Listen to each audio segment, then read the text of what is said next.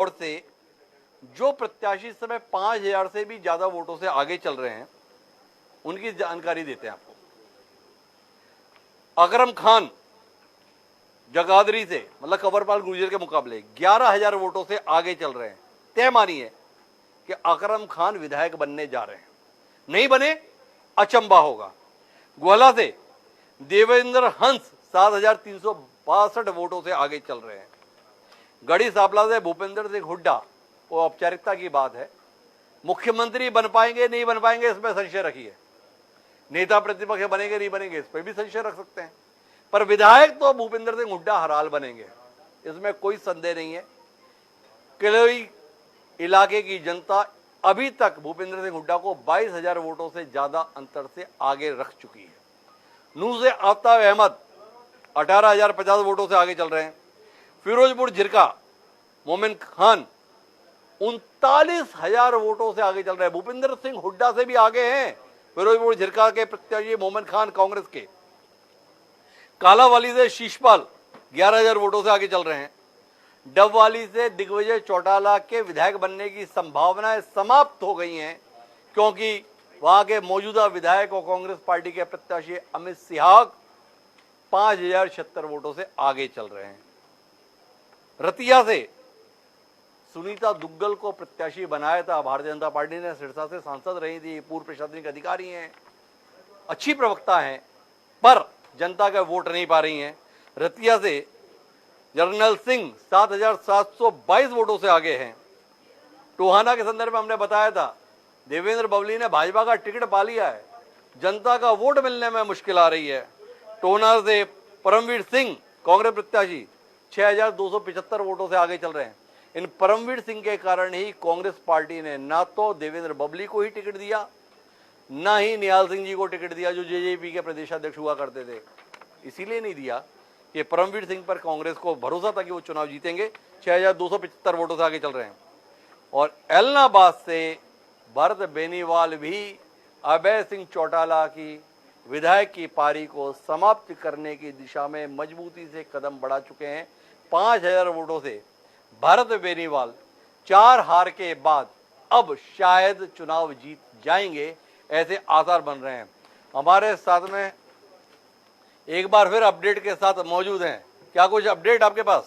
Sir, ये कुछ वो दिग्गज सीटें हैं जहां से या तो बड़े चेहरे उतरे हैं, हार रहे हैं, जीत रहे हैं रुझानों में। रेवाड़ी से बीजेपी के लक्ष्मण यादव आगे 1908 वोटों से, चिरंजीव यहाँ पिछड़ रहे हैं। हिसार से थोड़ा रुकेंगे, ये सामान्य रुझान नहीं है। चिरंजीव राव तीसरी पीढ़ी के नेता हैं। कैप्टन अजय यादव अनेक बार यहाँ से विधायक रहे और उससे पहले उनके पिता भी विधायक रहे। ये अलग बात है कि अजय यादव के पिता जनसंघ के टिकट पर विधायक चुने गए थे और कैप्टन अजय यादव ने अपनी सियासत कांग्रेस में की, हुड्डा के विरोधी के तौर पर की। चिरंजीव राव को भी एक अच्छे नेता के तौर पर लोग देखते हैं, प्रदेश युवक कांग्रेस के अध्यक्ष रहे हैं, पर वो चिरंजीव राव मुश्किल में है। सीट बदलकर कोसली से रेवाड़ी पहुंचे लक्ष्मण यादव उनको कड़ी टक्कर ही नहीं दे रहे हैं, बल्कि उनसे आगे चल रहे हैं। हालांकि वो अंतर बहुत कम है, कुल 1,000 वोटों का अंतर है, पर चिरंजीव राव का पीछे होना इतना महत्वपूर्ण नहीं है जितना महत्वपूर्ण ये है कि कैप्टन अजय यादव का बेटा पीछे चल रहा है। बड़ी बात है। पिछड़ा वर्ग प्रकोष्ठ के राष्ट्रीय अध्यक्ष हैं कांग्रेस के कैप्टन अजय यादव, उनके बेटे का पीछे चलना उतना ही चौंकाने वाला है जितना राव इंद्रजीत की बेटी आरती राव का पीछे चलना। दो बड़े राजनेता अहिरवाल बेल्ट के, कांग्रेस और बीजेपी के, कैप्टन अजय यादव और राव इंद्रजीत, दोनों ही अपनी विरासत को संकट में घिरा हुआ महसूस कर रहे हैं। आरती राव और चिरंजीव राव दोनों ही मुश्किल में हैं। ये बड़ी महत्वपूर्ण खबर अब तक के हरियाणा के मतगणना के संदर्भ में। आगे सर, इसमें हॉट सीट हिसार की बात करें, सावित्री जिंदल निर्दलीय जो उतरी हैं, 3,836 वोटों का उनका मार्जिन हो गया है। आदमपुर में बीजेपी के भव्य बिश्नोई आगे 1993 वोट से आगे हैं वो। सिरसा में गोकुल सेतिया की लीड 2,831 हो गई है, कांडाया लगातार पीछे हैं। रानिया में अर्जुन चौटाला इनेलो के 4,997 वोट से आगे हैं। एलनाबाद में अभय चौटाला की भी जो पीछे रहने का मार्जिन है, 4,999 वोट से वो पीछे हैं, करीब 5,000 वोटों से। रतिया में सुनीता दुग्गल बीजेपी की 8750 वोट से पीछे हैं। टोहाना में देवेंद्र बबली 6275 वोट से पीछे हैं। जुलाना में विनेश फोगाट 3641 वोट से पीछे हैं। उचाना कला में कांग्रेस के ब्रजेंद्र सिंह 3000 वोट से आगे। तो कुल मिलाकर रुझान अब बहुत बदलाव नहीं ले रहे हैं। जो रुझान 9:30 बजे आए हैं वो 11 बजे कमोबेश उसी रास्ते पर आगे बढ़ रहे हैं। और रुझान क्या बता रहे हैं?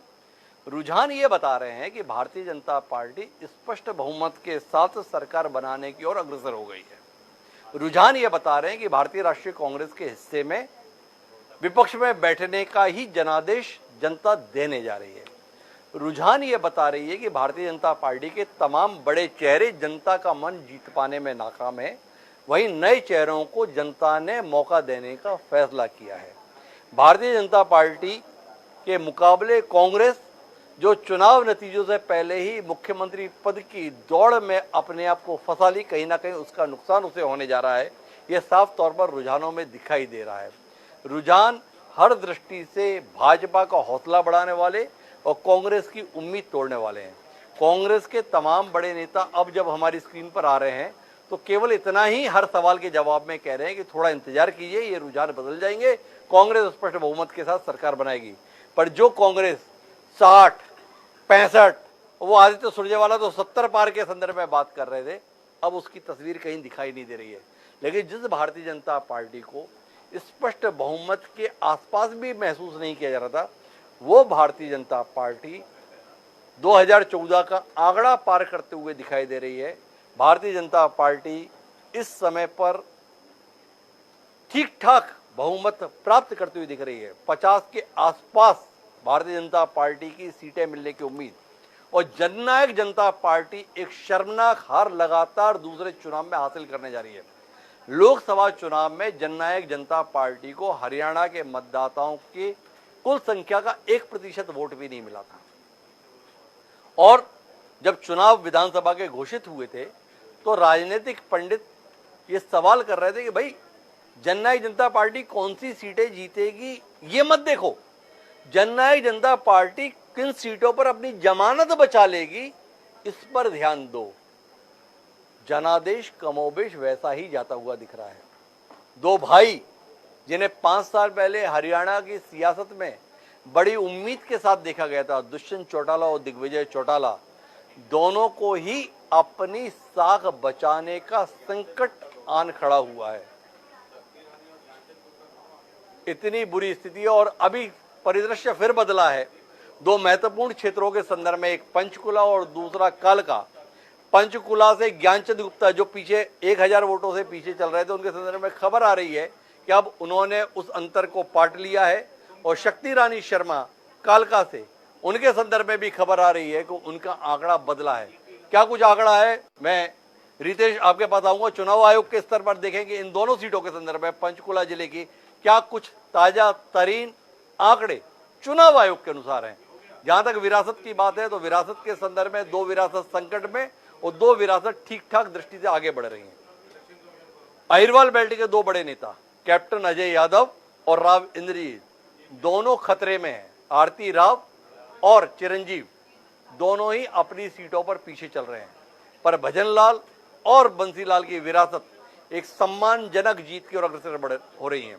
किरण चौधरी जिन्होंने उम्र के इस मुकाम पर एक बड़ा फैसला लिया, एक लंबी जिंदगी कांग्रेस में खपा देने के बाद किरण चौधरी ने कांग्रेस की अंदरूनी राजनीति से आहत होकर भारतीय जनता पार्टी के साथ आने का फैसला किया।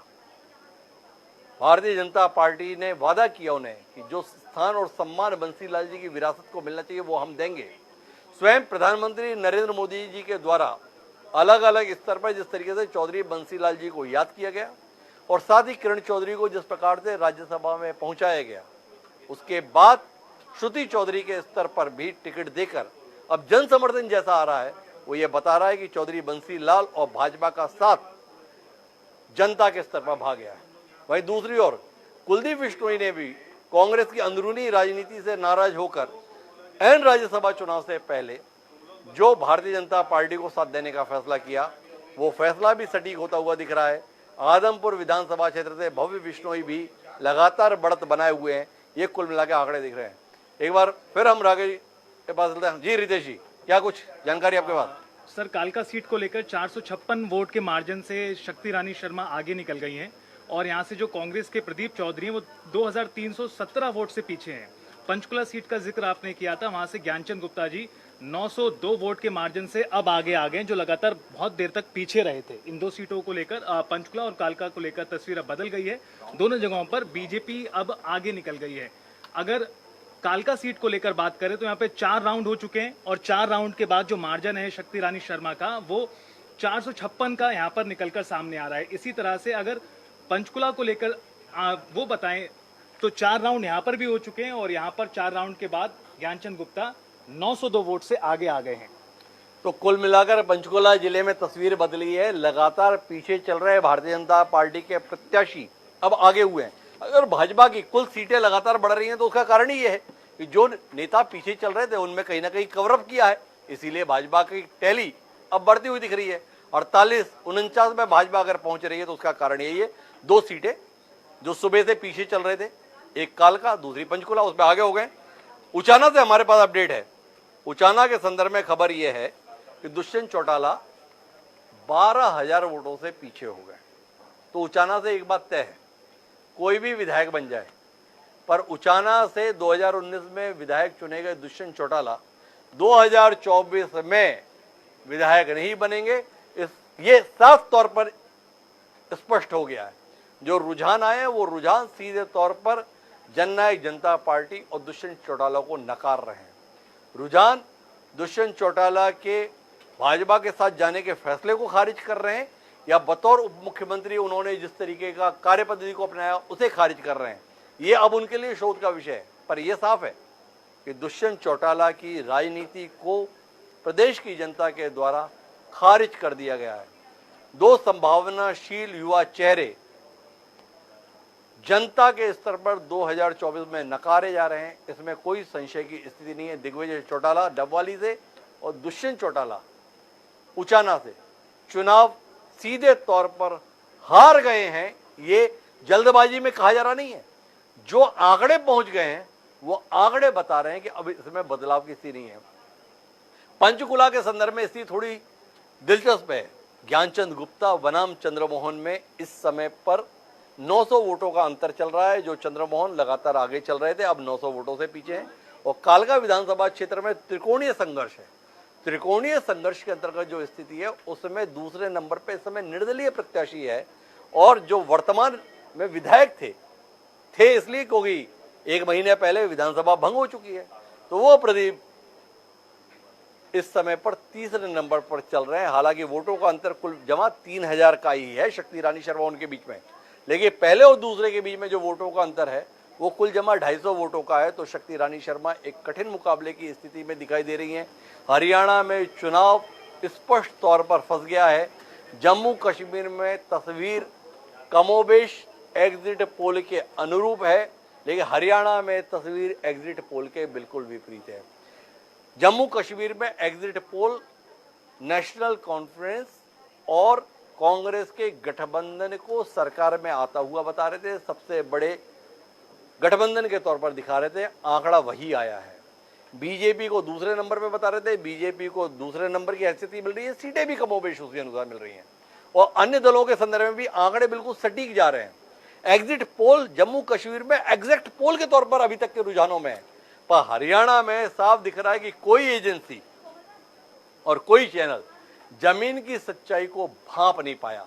अगर सच्चाई को भांपा तो 2 ही लोगों ने, एक नायब सैनी और दूसरा मोहनलाल बड़ौली, एक मुख्यमंत्री और दूसरा प्रदेशाध्यक्ष। जब सारी हवा खिलाफत की आवाजें बुलंद कर रही थी, ये दोनों नेता एग्जिट पोल के बाद भी जिस आंकड़े के साथ खड़े थे कमोबेश वही आंकड़े इस समय स्क्रीन पर है, वही आंकड़े रुझान पर हैं।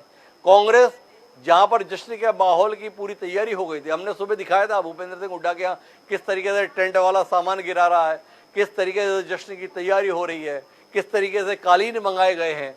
वो कालीन, वो कुर्सियां, वो टेंट, अब उनका क्या होने वाला है, इसके संदर्भ में वाकई सवाल गहरा है। दोपहर बाद तक शायद स्थिति साफ होगी। कांग्रेस के नेताओं ने जहां सुबह हमें कहा था हम तो जीत ही रहे हैं, वहीं कांग्रेस के नेता अब 2 घंटे बाद बात करने की बात कह रहे हैं। 2 घंटे रुके, 2 घंटे बाद आपसे बात करेंगे, फिर आपको बताएंगे कि क्या होने जा रहा है। तो कुल मिलाकर उन्होंने उम्मीद अभी भी नहीं छोड़ी है, उन्होंने उम्मीद नहीं छोड़ी है, तो हमने भी कार्यक्रम नहीं छोड़ा है। हम भी लगातार निगाह बनाए हुए रुझानों पर। अभी जो रुझान हमारे पास नए आए हैं उसके अंतर्गत जैसा हमने बताया, पंचकुला में ज्ञानचंद गुप्ता 902 वोटों से आगे चल रहे हैं। नारायणगढ़ से शैली चौधरी कांग्रेस की अब एक अच्छी बढ़त ले ली है। पहले उनकी बढ़त 200, 500, 1000 पर थी, पर शैली चौधरी इस समय नारायणगढ़ विधानसभा क्षेत्र से 4109 वोटों से आगे चल रही हैं। चित्रा सरवारा अंबाला कैंट से उसी आंकड़े पर है। इसे शायद थोड़ा नए सिरे से देखने की जरूरत है। मैं अपनी टीम से कहूंगा, अंजलि जरा आप एक बार देखें चित्रा सरवारा का लेटेस्ट आंकड़ा क्या है चुनाव आयोग के अनुसार, उसे देखा जाए। अंबाला शहर से निर्मल सिंह विधायक बनने की दिशा में निरंतर आगे बढ़ रहे हैं, 3000 वोटों के करीब वो आगे चल रहे हैं। नायब सैनी बीजेपी जितना अच्छा प्रदर्शन पूरे प्रदेश में कर रही है, नायब सैनी बतौर प्रत्याशी उतना बेहतर प्रदर्शन नहीं कर रहे हैं, आगे हैं। पर आप अगर अंतर देखें तो वो भूपेंद्र सिंह हुड्डा जो संभावित मुख्यमंत्री हैं 22,000 वोटों से इस समय आगे चल रहे हैं। उसके मुकाबले नायब सैनी इस समय जो है वो कुल जमा 3070 वोटों से आगे है। लेकिन एक सम्मानजनक अंतर उन्होंने पा लिया है। पहले जब हम उनके अंतर को बताते तो हमें स्वयं में लगता था कि मुख्यमंत्री के संदर्भ में ये बताएं या ना बताएं, ऐसा ना हो कि मुख्यमंत्री जी बुरा मान जाएं, क्या बताओ मुझे संदर्भ में 700 वोट ही दिखा रहे हो। पर अब नायब सैनी इस समय 3070 वोटों से आगे चल रहे हैं, तो एक सम्मानजनक अंतर नायब सैनी जी के हिस्से में आ गया है। एक और बड़ी खबर जो है वो है गोहाना विधानसभा क्षेत्र से। बड़ी खबर क्यों है? बड़ी खबर इसलिए है कि गोहाना से अरविंद शर्मा चुनाव लड़ने के लिए पहुंचे हैं। अरविंद शर्मा अभी 4 महीने पहले लोकसभा चुनाव बहुत बुरी तरीके से दीपेंद्र सिंह हुड्डा के मुकाबले हारे, 3 लाख से भी ज्यादा वोटों से या कितने वोटों से। पर इसके बावजूद भी अरविंद शर्मा ने खुद पर भरोसा नहीं खोया और भारतीय जनता पार्टी ने भी अरविंद शर्मा पे भरोसा नहीं खोया, उन्हें गोहाना से प्रत्याशी बनाया है। और अरविंद शर्मा इस समय गोहाना में 2490 वोटों से आगे हैं। कठिन मुकाबला है, लेकिन 2490 वोटों से आगे होना उनकी जीत के संदर्भ में थोड़ी उम्मीद जगा देता है। बड़ौदा से कांग्रेस के इंदुराज नरवाल आगे हैं। ये बड़ौदा वो विधानसभा क्षेत्र है जिसे 2019 में नैना चौटाला ने जीता था, पर नैना चौटाला इस बार चुनाव नहीं लड़ रही हैं और ठीक ही कर रही हैं कि अगर नहीं लड़ रही हैं। जुलाना से विनेश फोगाट ओलंपिक में पदक से चूकी और लगता है इस बार विधायक बनने से चूकेंगे। उनके हिस्से में विफलता या असफलता ही हिस्से आ रही है। माहौल ठीक बन जाता है पर जीत उनके हिस्से में नहीं आती है। ओलंपिक में भी पूरा माहौल बन गया था, पर 100 ग्राम वजन के चक्कर में विनेश फोगाट को रजत पदक भी नहीं मिला। और विधानसभा चुनाव के संदर्भ में भी विनेश फोगाट का राजनीति में आना और वो भी कांग्रेस के टिकट पर आना जनता को नहीं भा रहा है, क्योंकि कैप्टन योगेश बैरागी उनके मुकाबले आगे चल रहे हैं। लेकिन जज्बा को छोड़ भाजपा में आने का फैसला एक नेता के संदर्भ में मुफीद होता हुआ दिखाई दे रहा है। भाजपा का यह चेहरा कट्टर पहचान रखता था। भाजपा के टिकट पर यह व्यक्ति पहले विधायक बना था नारनौंद से, पर इस बार वह भाजपा के टिकट पर सविदो से प्रत्याशी है। नाम है उनका रामकुमार गौतम। वो रामकुमार गौतम सफीदो विधानसभा क्षेत्र से तकरीबन 8000 वोटों से आगे चल रहे हैं। 7932 वोटों का आंकड़ा चुनाव आयोग की वेबसाइट में दिखा रहा है। जींद से कृष्णलाल मिड्डा निर्णायक जीत की ओर अग्रसर हैं। 12676 वोटों से कृष्णलाल मिड्डा आगे चल रहे हैं। और रोहतक से खबर खराब है, जो मनीष ग्रोवर पहले आगे चल रहे थे वो मनीष ग्रोवर पीछे हो गए हैं। मनीष ग्रोवर के मुकाबले भारत भूषण बत्रा तकरीबन 2500 वोटों से आगे चल रहे हैं। तो कुल मिला के परिदृश्य इस प्रकार का बना हुआ है। एक छोटे से ब्रेक पर जाएंगे, ब्रेक के बाद लौटेंगे तो नए अपडेट्स पे बात करेंगे और उस अपडेट में जम्मू कश्मीर के भी कुछ प्रमुख चेहरों के संदर्भ में बात करेंगे कि उनकी कुछ जमा क्या स्थिति बन रही है, क्या समीकरण बन रहा है। कहीं जाएगा नहीं, हम गए और आए।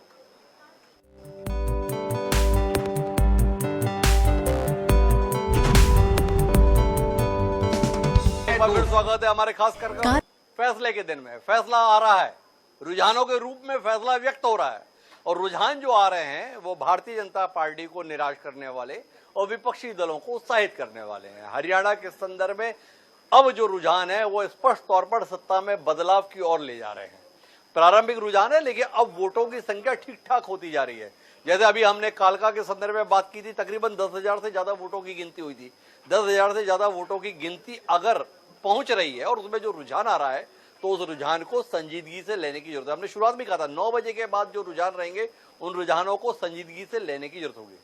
तो 9 बजे के बाद के रुझान में तस्वीर कमोबेश ये है कि भारतीय जनता पार्टी के मुकाबले कांग्रेस तकरीबन 60 से ज्यादा सीटों पर आगे चल रही है। भारतीय जनता पार्टी 25 से 28 सीटों के बीच में झूल रही है और अन्य के संदर्भ में 5-7 का आंकड़ा है। तो कुल मिलाकर दृश्य दिख रहा है कि भारतीय जनता पार्टी का लगातार तीसरी बार सत्ता में आने का सपना मुश्किल होने जा रहा है। जम्मू कश्मीर के संदर्भ में भी कहानी कुल मिलाकर Indian national Congress, national conference की गठबंधन की सरकार की ओर बढ़त के रूप में दिख रहा है। पीडीपी का साथ मिलकर तयशुदा सरकार बनती दिखाई दे रही है, ये रुझान बता रहे हैं। भारतीय जनता पार्टी के तमाम दिग्गज नेता चुनाव में मुश्किल में है।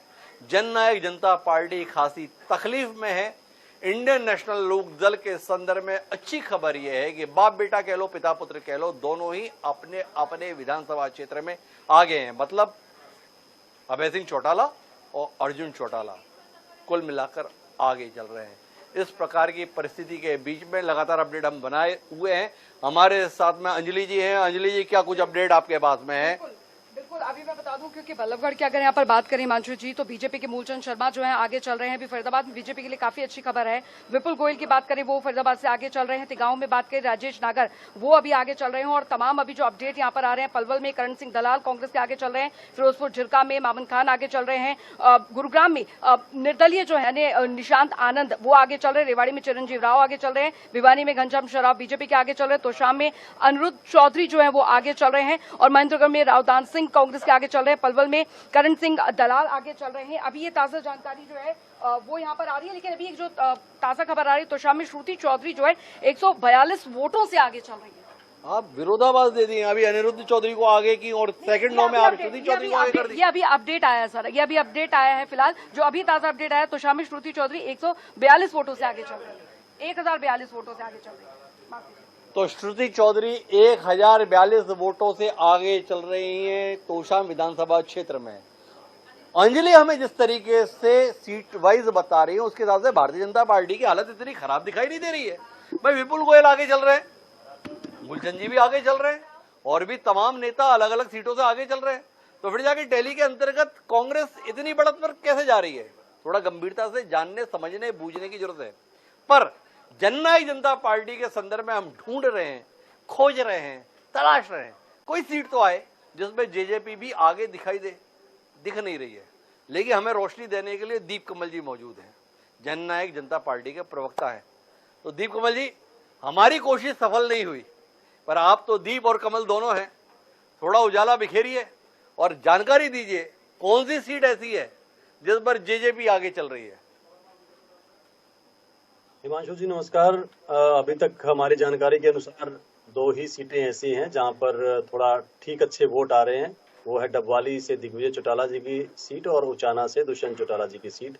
इसके अलावा जो बाकी सीटें हैं हरियाणा की, वहां पर हमारे उम्मीदवार।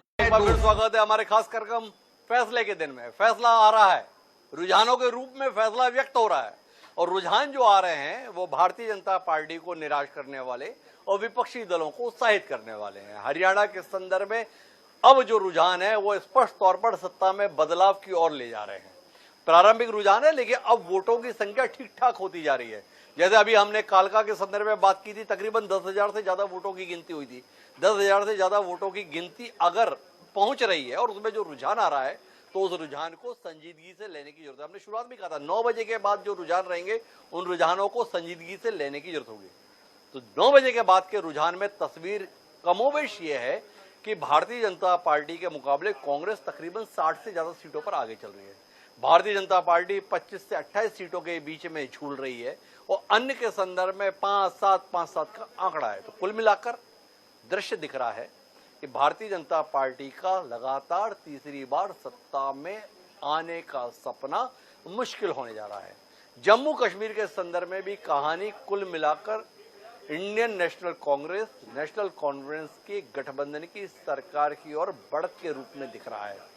पीडीपी का साथ मिलकर तयशुदा सरकार बनती दिखाई दे रही है, ये रुझान बता रहे हैं।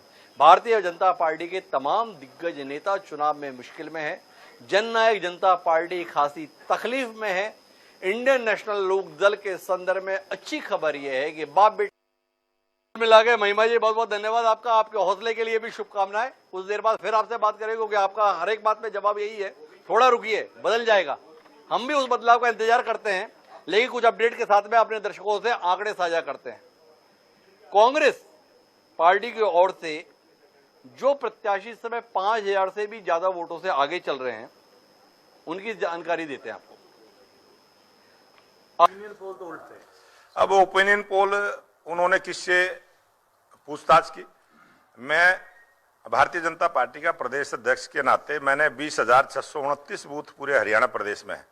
प्रत्येक बूथ के अपने त्रिदेव से अपने बूथ के जो हमारे बूथ के एजेंट हैं, जो बूथ पर जिन्होंने पूरा दिन बैठकर लोगों से भारतीय जनता पार्टी के पक्ष में मतदान करने का जो प्रयास किया है, उन कार्यकर्ताओं की मेहनत को मैंने विश्वास रखा। उन कार्यकर्ताओं की जो फीडबैक आई, उसी के आधार पर मैंने कहा था कि स्पष्ट बहुमत की सरकार हरियाणा प्रदेश में तीसरी बार भारतीय जनता पार्टी की बनेगी। और कार्यकर्ताओं की मेहनत रंग लेके आई है और वो उसके रिजल्ट सामने। नायब सिंह सैनी चेंज किए गए, क्या वो भी एक कारण आपको समझता कि रहा बीजेपी? भारतीय जनता पार्टी का राष्ट्रीय नेतृत्व जो भी करता है वो बहुत ही ठीक करता है।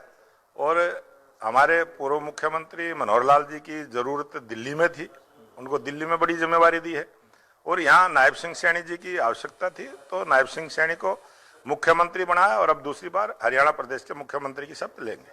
नायब सिंह सैनी ही मुख्यमंत्री रहेंगे? वो हमारे राष्ट्रीय नेतृत्व का फैसला है और वो शुरू दिन से फैसला है। और अब सरकार 2024 में जो बनेगी तो हरियाणा के मुख्यमंत्री नायब सिंह सैनी। ये भी एक बीजेपी को बेनिफिट हो रहा कि नायब सिंह सैनी प्रोडक्ट किए गए होम मिनिस्टर की तरफ से कि यही रहेंगे, और दूसरी तरफ कांग्रेस में कोई चेहरा नहीं था कि वो चीफ मिनिस्टर बने? नहीं, कांग्रेस के तो लोग कह रहे थे हुड्डा सरकार है, उन्होंने कांग्रेस की वोट ही नहीं मांगी।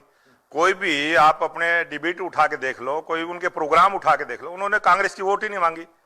हरियाणा की जनता से उन्होंने वोट ही मांगी कि हुड्डा की वोट दो, हुड्डा की वोट दो। हुड्डा चुनाव लड़ नहीं रहा था, हुड्डा की कोई पार्टी थोड़ा ही थी, पार्टी तो कांग्रेस थी। कांग्रेस के लिए वोट भी नहीं मांगा उन्होंने। Thank you.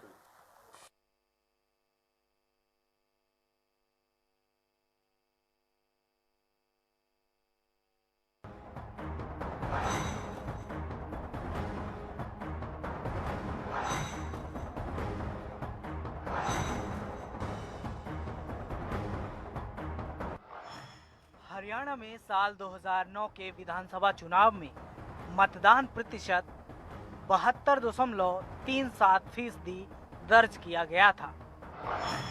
विधानसभा चुनाव के नतीजों की बात करें तो कांग्रेस ने 40 सीटें हासिल की थी और उसका वोट शेयर 35.08% रहा था, जबकि इनेलो ने 31 सीटें हासिल की थी और इनेलो का वोट शेयर 25.79% रहा था। वहीं हजका को 6 सीटें मिली थी और वोट शेयर 7.40% रहा था। वहीं बीजेपी ने 4 सीटें हासिल की थी और बीजेपी का वोट शेयर 9.4% रहा था, जबकि बसपा को केवल 1 सीट मिली थी और बसपा का वोट शेयर 6.73% रहा था। शिरोमणि अकाली दल ने 1 सीट जीती थी और उसका वोट शेयर 0.98% रहा था।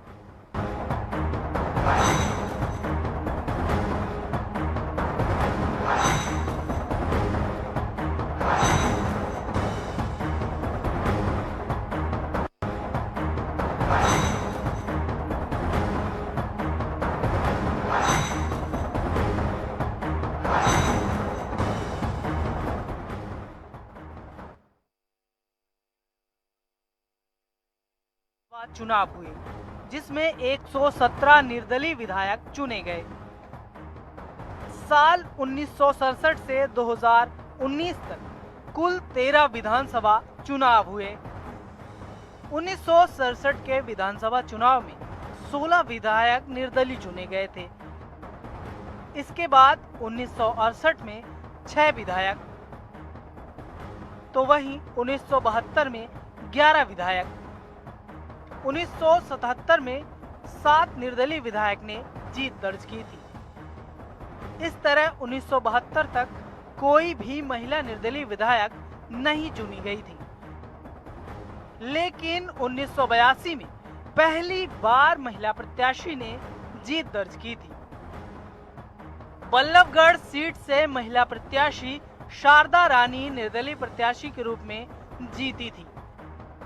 हालांकि इससे पहले 3 बार वो कांग्रेस से विधायक भी रही थी, लेकिन 1982 में कांग्रेस ने उन्हें टिकट नहीं दिया तो निर्दलीय चुनाव लड़कर जीत हासिल की। साल 1982 के विधानसभा चुनाव में 16 निर्दलीय विधायक चुने गए थे।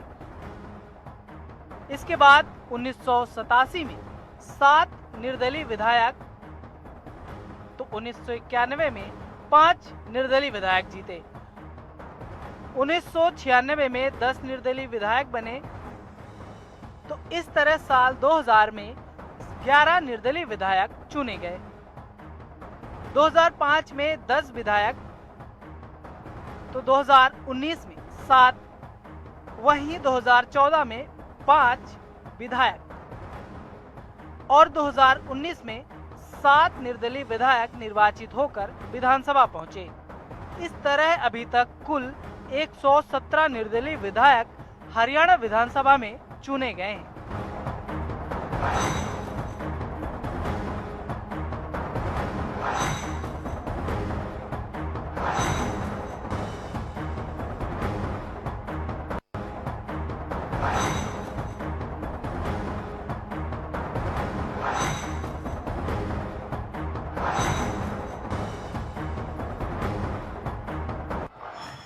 हरियाणा में साल 2014 के विधानसभा चुनाव में मतदान प्रतिशत 76.54% दर्ज किया गया था।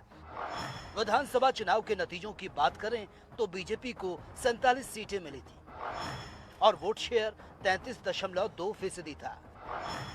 वहीं इनेलो ने 19 सीटें हासिल की और उसका वोट शेयर 24.01% था, जबकि कांग्रेस ने 15 सीटें जीती थी और वोट शेयर 20.06% था। वहीं निर्दलीय प्रत्याशियों ने 5 सीटें जीती और वोट शेयर 10.06% था। इसके अलावा हजका ने 2 सीटें हासिल की और वोट शेयर 3.6% था। वहीं बसपा ने 1 सीट हासिल की और बसपा का वोट शेयर 4.4% रहा।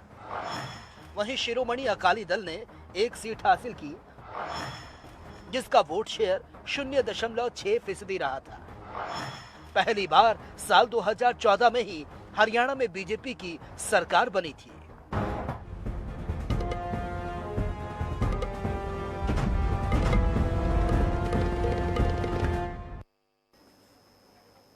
तो ब्रेक के बाद आपका एक बार फिर स्वागत है। हमारा आज का विशेष कार्यक्रम फैसला का दिन में, जिसमें हम बता रहे हैं 2 राज्यों के जनादेश के ताजा तरीन अपडेट। जम्मू कश्मीर और हरियाणा में मताधिकार के माध्यम से जनता ने जो फैसला लिया था वो रुझानों की शक्ल में निरंतर आगे बढ़ रहा है। प्रारंभिक तौर पर जो रुझान थे उनमें 2 घंटे बाद बदलाव आया और उसके बाद से वो बदलाव बदस्तूर जारी है। शुरुआती रुझान हरियाणा के संदर्भ में जो आया था उसके जगह कांग्रेस की लहर दिखाई दे रही थी।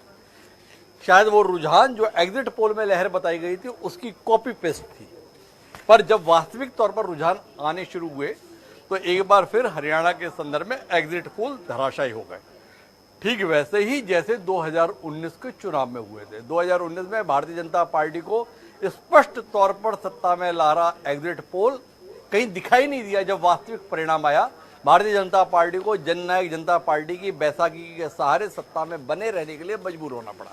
लेकिन 2024 के संदर्भ में जब दोपहर के 12 बजने की ओर अग्रसर है तो भारतीय जनता पार्टी अब तक का सबसे बेहतर प्रदर्शन करने की ओर अग्रसर है। जिस भारतीय जनता पार्टी को 25 सीटों पर एग्जिट पोल ठहरा दे रहे थे, वो भारतीय जनता पार्टी इस समय 50 सीटों पर आगे चल रही है, जो उसके 2014 के सबसे बेहतर प्रदर्शन 47 सीटों से 3 सीटें ज्यादा है।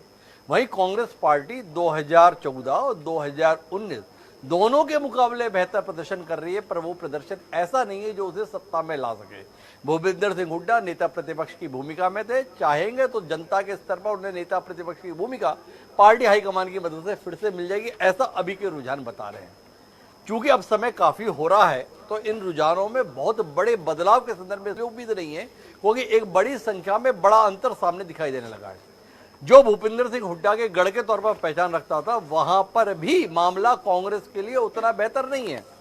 हमारे पास जो आंकड़ा है उसमें देशवाल रीजन के संदर्भ में, अर्थात रोहतक, सोनीपत और झज्जर, यहाँ की स्थिति क्या है। तो रोहतक के अंतर्गत भारत भूषण बत्रा जो वर्तमान में विधायक है, शुरुआत में पीछे चल रहे थे, अब मनीष ग्रोवर के मुकाबले आगे हैं।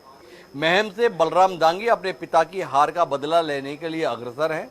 उनके मुकाबले पिछली बार निर्दलीय चुनाव जीते बलराम कुंडू तकरीबन 3,500 वोटों से पीछे चल रहे हैं। लेकिन महत्वपूर्ण बात यह है कि भारतीय जनता पार्टी यहां पर शर्मनाक हार की ओर अग्रसर है। भारतीय जनता पार्टी ने यहां से पूर्व कबड्डी खिलाड़ी दीपक हुड्डा को मैदान में उतारा था। तकरीबन 12,000 वोटों की गिनती के बाद बलराम दांगी को जो वोट मिले उसके मुकाबले 2,500 वोट पाए हैं कुल जमा। दीपक हुड्डा ने चौथे नंबर पे, तीसरे नंबर पे राधा अहलावत है, जो पूर्व भाजपा नेता शमशेर खड़खड़ा की पत्नी है। इनेलो की तरफ से प्रत्याशी के रूप में समर्थन प्राप्त है। मूलतः निर्दलीय हैसियत में उन्हें आप देख सकते हैं, पर उनकी स्थिति इस प्रकार की दिखाई दे रही है। दूसरी तरफ अगर आप बात करें कि गढ़ी सांपला किलोई से, तो भूपेंद्र सिंह हुड्डा के विधायक बनने पर कोई संशय नहीं है। तकरीबन 25,000 वोटों से वो आगे चल रहे हैं। पर कलानौर से भारतीय जनता पार्टी की प्रत्याशी रेणु डावला 5,500 वोटों से आगे चल रहे हैं। मतलब ये सीट भाजपा जीतने की ओर आगे ठीक ठाक तरीके से बढ़ गई है। झज्जर जिले की अगर बात करते हो तो झज्जर जिले के अंतर्गत 4 सीटें आती हैं। झज्जर से गीता भुक्कल प्रखर नेत्री हैं, प्रखर नेता हैं, पूर्व में मंत्री रही हैं, वह 2,151 वोटों से आगे चल रही हैं। बेरी से कांग्रेस के रघुवीर कादियान फिर से विधायक बनने जा रहे हैं, 8,500 वोटों से आगे चल रहे हैं। बड़ा अंतर होता है विधानसभा चुनाव में। अगर आपको 5,000 से ज्यादा वोटों का लीड मिल जाती है तो आप काफी नजदीक पहुंच जाते हैं जीत के, और 10,000 को अगर आप आंकड़ा पार कर गए तो कोई चमत्कार ही है जिसमें ये जाहिर हो कि आप चुनाव हार गए। तो रघुवीर कादियान उसके करीब है, 8,659 वोटों से आगे हैं। बादली से ओम प्रकाश धनखड़ एक बार फिर हार की ओर आगे बढ़ चले हैं। कुलदीप वत्स उनके मुकाबले में 6,000 वोटों से आगे चल रहे हैं। बहादुरगढ़ से निर्दलीय राजेश जून विधायक बनेंगे, हर हाल बनेंगे, क्योंकि वो 8,000 वोटों से आगे चल रहे हैं। निर्दलीय का इतना आगे होना बता रहा है कि अब उन्हें विधायक बनने से कोई रोक नहीं सकता। सोनीपत के संदर्भ में चौंकाने वाले परिणाम है, और भूपेंद्र सिंह हुड्डा को मुख्यमंत्री के तौर पर अगर कोई नहीं देखना चाहता है तो उसमें सोनीपत जिला का रुझान साफ तौर पर इशारा करता है। सोनीपत शहर से, जहां से कविता जैन की बगावत की चर्चाएं थी, राजीव जैन की बगावत की चर्चाएं थी, इसके बावजूद भी सुरेंद्र पवार जो जेल में समय बिताकर आए थे वो चुनाव हार रहे हैं। निखिल मदान 7,195 वोटों से आगे हैं। भाजपा के तमाम बड़े नेताओं के असहयोग के बाद गन्नौर से निर्दलीय देवेंद्र कादियान, जिनका समर्थन जरूरत पड़ने पर भाजपा को ही मिलेगा ऐसा अनुमान है, 8,000 वोटों से आगे है। फिर वही बात, अगर निर्दलीय 8,000 वोटों से आगे है तो वो विधायक बनेगा ही। तो देवेंद्र कादियान अब 11,000 वोटों से, हमने कहा था 8,000 पे ही विधायक बनना था, अब 11,000 के बाद तो आप चाहे तो देवेंद्र कादियान को फोन करके अगर आपका परिचय तो बधाई दे सकते हैं। आप में से कई लोग देवेंद्र कादियान की खातिरदारी का आनंद लिए हैं। जब आप दिल्ली से चंडीगढ़ जाते हैं तो आपको दाएं बाएं मन्नत मन्नत मन्नत दिखाई देता है। वो मन्नत किसी और का नहीं, देवेंद्र कादियान का है। विधायक बनने जा रहे हैं। राई, जहां से वर्तमान में भारतीय जनता पार्टी के प्रदेश अध्यक्ष मोहनलाल जी विधायक हुआ करते थे, इस बार चुनाव नहीं लड़े हैं, वहां पर कांटे का मुकाबला फंसा हुआ है। पर भारतीय जनता पार्टी की प्रत्याशी कृष्णा गहलावत 200 वोटों से आगे चल रही है। बड़ौदा से कांग्रेस के इंदुराज नरवाल आ गए हैं, लेकिन वो अंतर 2000 वोटों का ही है। गोहाना से अरविंद शर्मा विधायक बनने की ओर अग्रसर हो गए, क्योंकि वो तकरीबन 6000 वोटों से आगे चल रहे हैं। खरगोदा से भाजपा के पवन खरगोदा मात्र 25 वोटों से आगे है, तो आप इसको कहीं पर भी मान सकते हैं।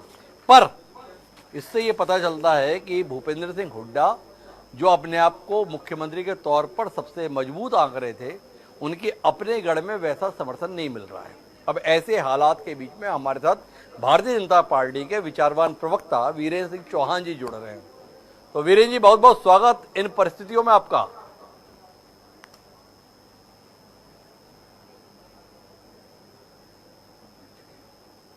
जी वीरेंद्र जी, मेरी आवाज सुन पा रहे हैं?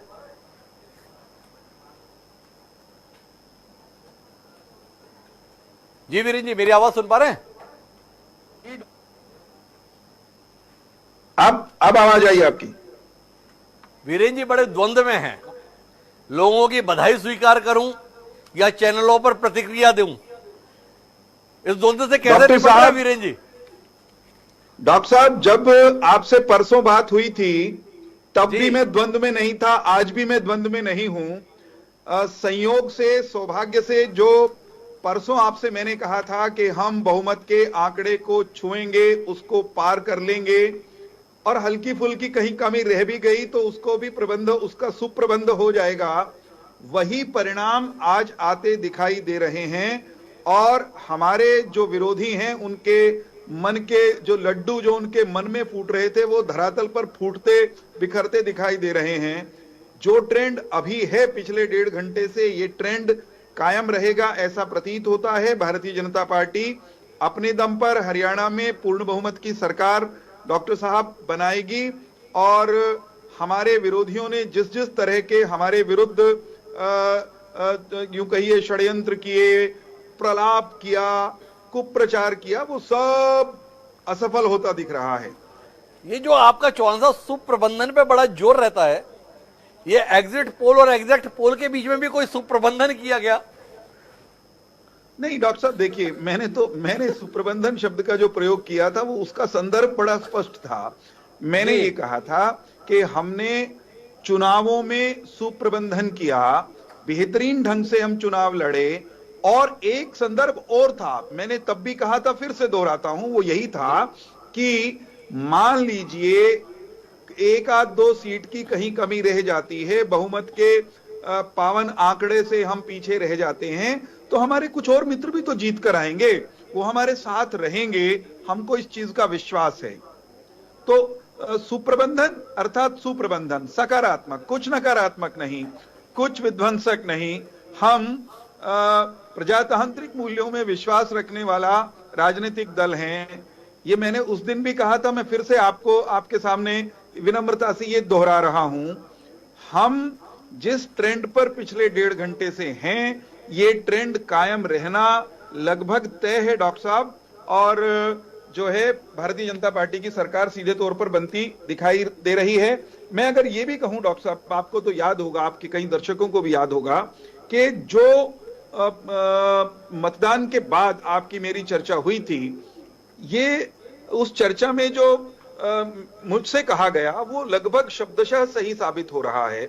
हम 47-48 पर हैं, कुछ हेरफेर भी मामूली होता है तो वो वहीं रहेगा, ये 48 का 49 भी हो सकता है, और कहीं थोड़ा नीचे गए तो 45 पर रहेंगे। 45 के 46-47 होना कोई बड़ी उसमें जोड़ घटा करने की हमको आवश्यकता नहीं पड़ेगी। निर्दलीय आपके निर्णायक बढ़त पर आ गए हैं, एक सावित्री जिंदल और दूसरे देवेंद्र कादियान, एक दाई जेब में एक बाई जेब में। मैंने डॉक्टर साहब पहले ही कहा कि सारी स्थितियां जी भारतीय जनता पार्टी के अनुकूल हैं, और इसलिए अनुकूल हैं कि हमने 10 साल अच्छे काम किए, उन अच्छे कामों को प्रयास पूर्वक चुनावी दंगल में, चुनाव के मैदान में जनता जनार्दन के सम्मुख प्रस्तुत किया। हाँ, कभी कभी ये हो जाता है डॉक्टर साहब, इस बात से इनकार ना आप कर सकते हैं न मैं कर सकता हूं, कि आप बेहतरीन काम करके भी कभी कभी जनता रूपी जनार्दन को प्रसन्न नहीं कर पाते हैं। लेकिन सुखद बात है, अच्छा संयोग है, हमारे अनुकूल समय है, परिणाम हमारे अनुकूल आ ही रहे हैं। हमने जो काम किया वैसा वैसा परिणाम आ रहा अच्छा, है। एक बात बताओ वीरेंद्र चौहान जी, आप किस बात में इतने मुग्ध हो, इतने प्रसन्न हो, इतने उल्लसित हो?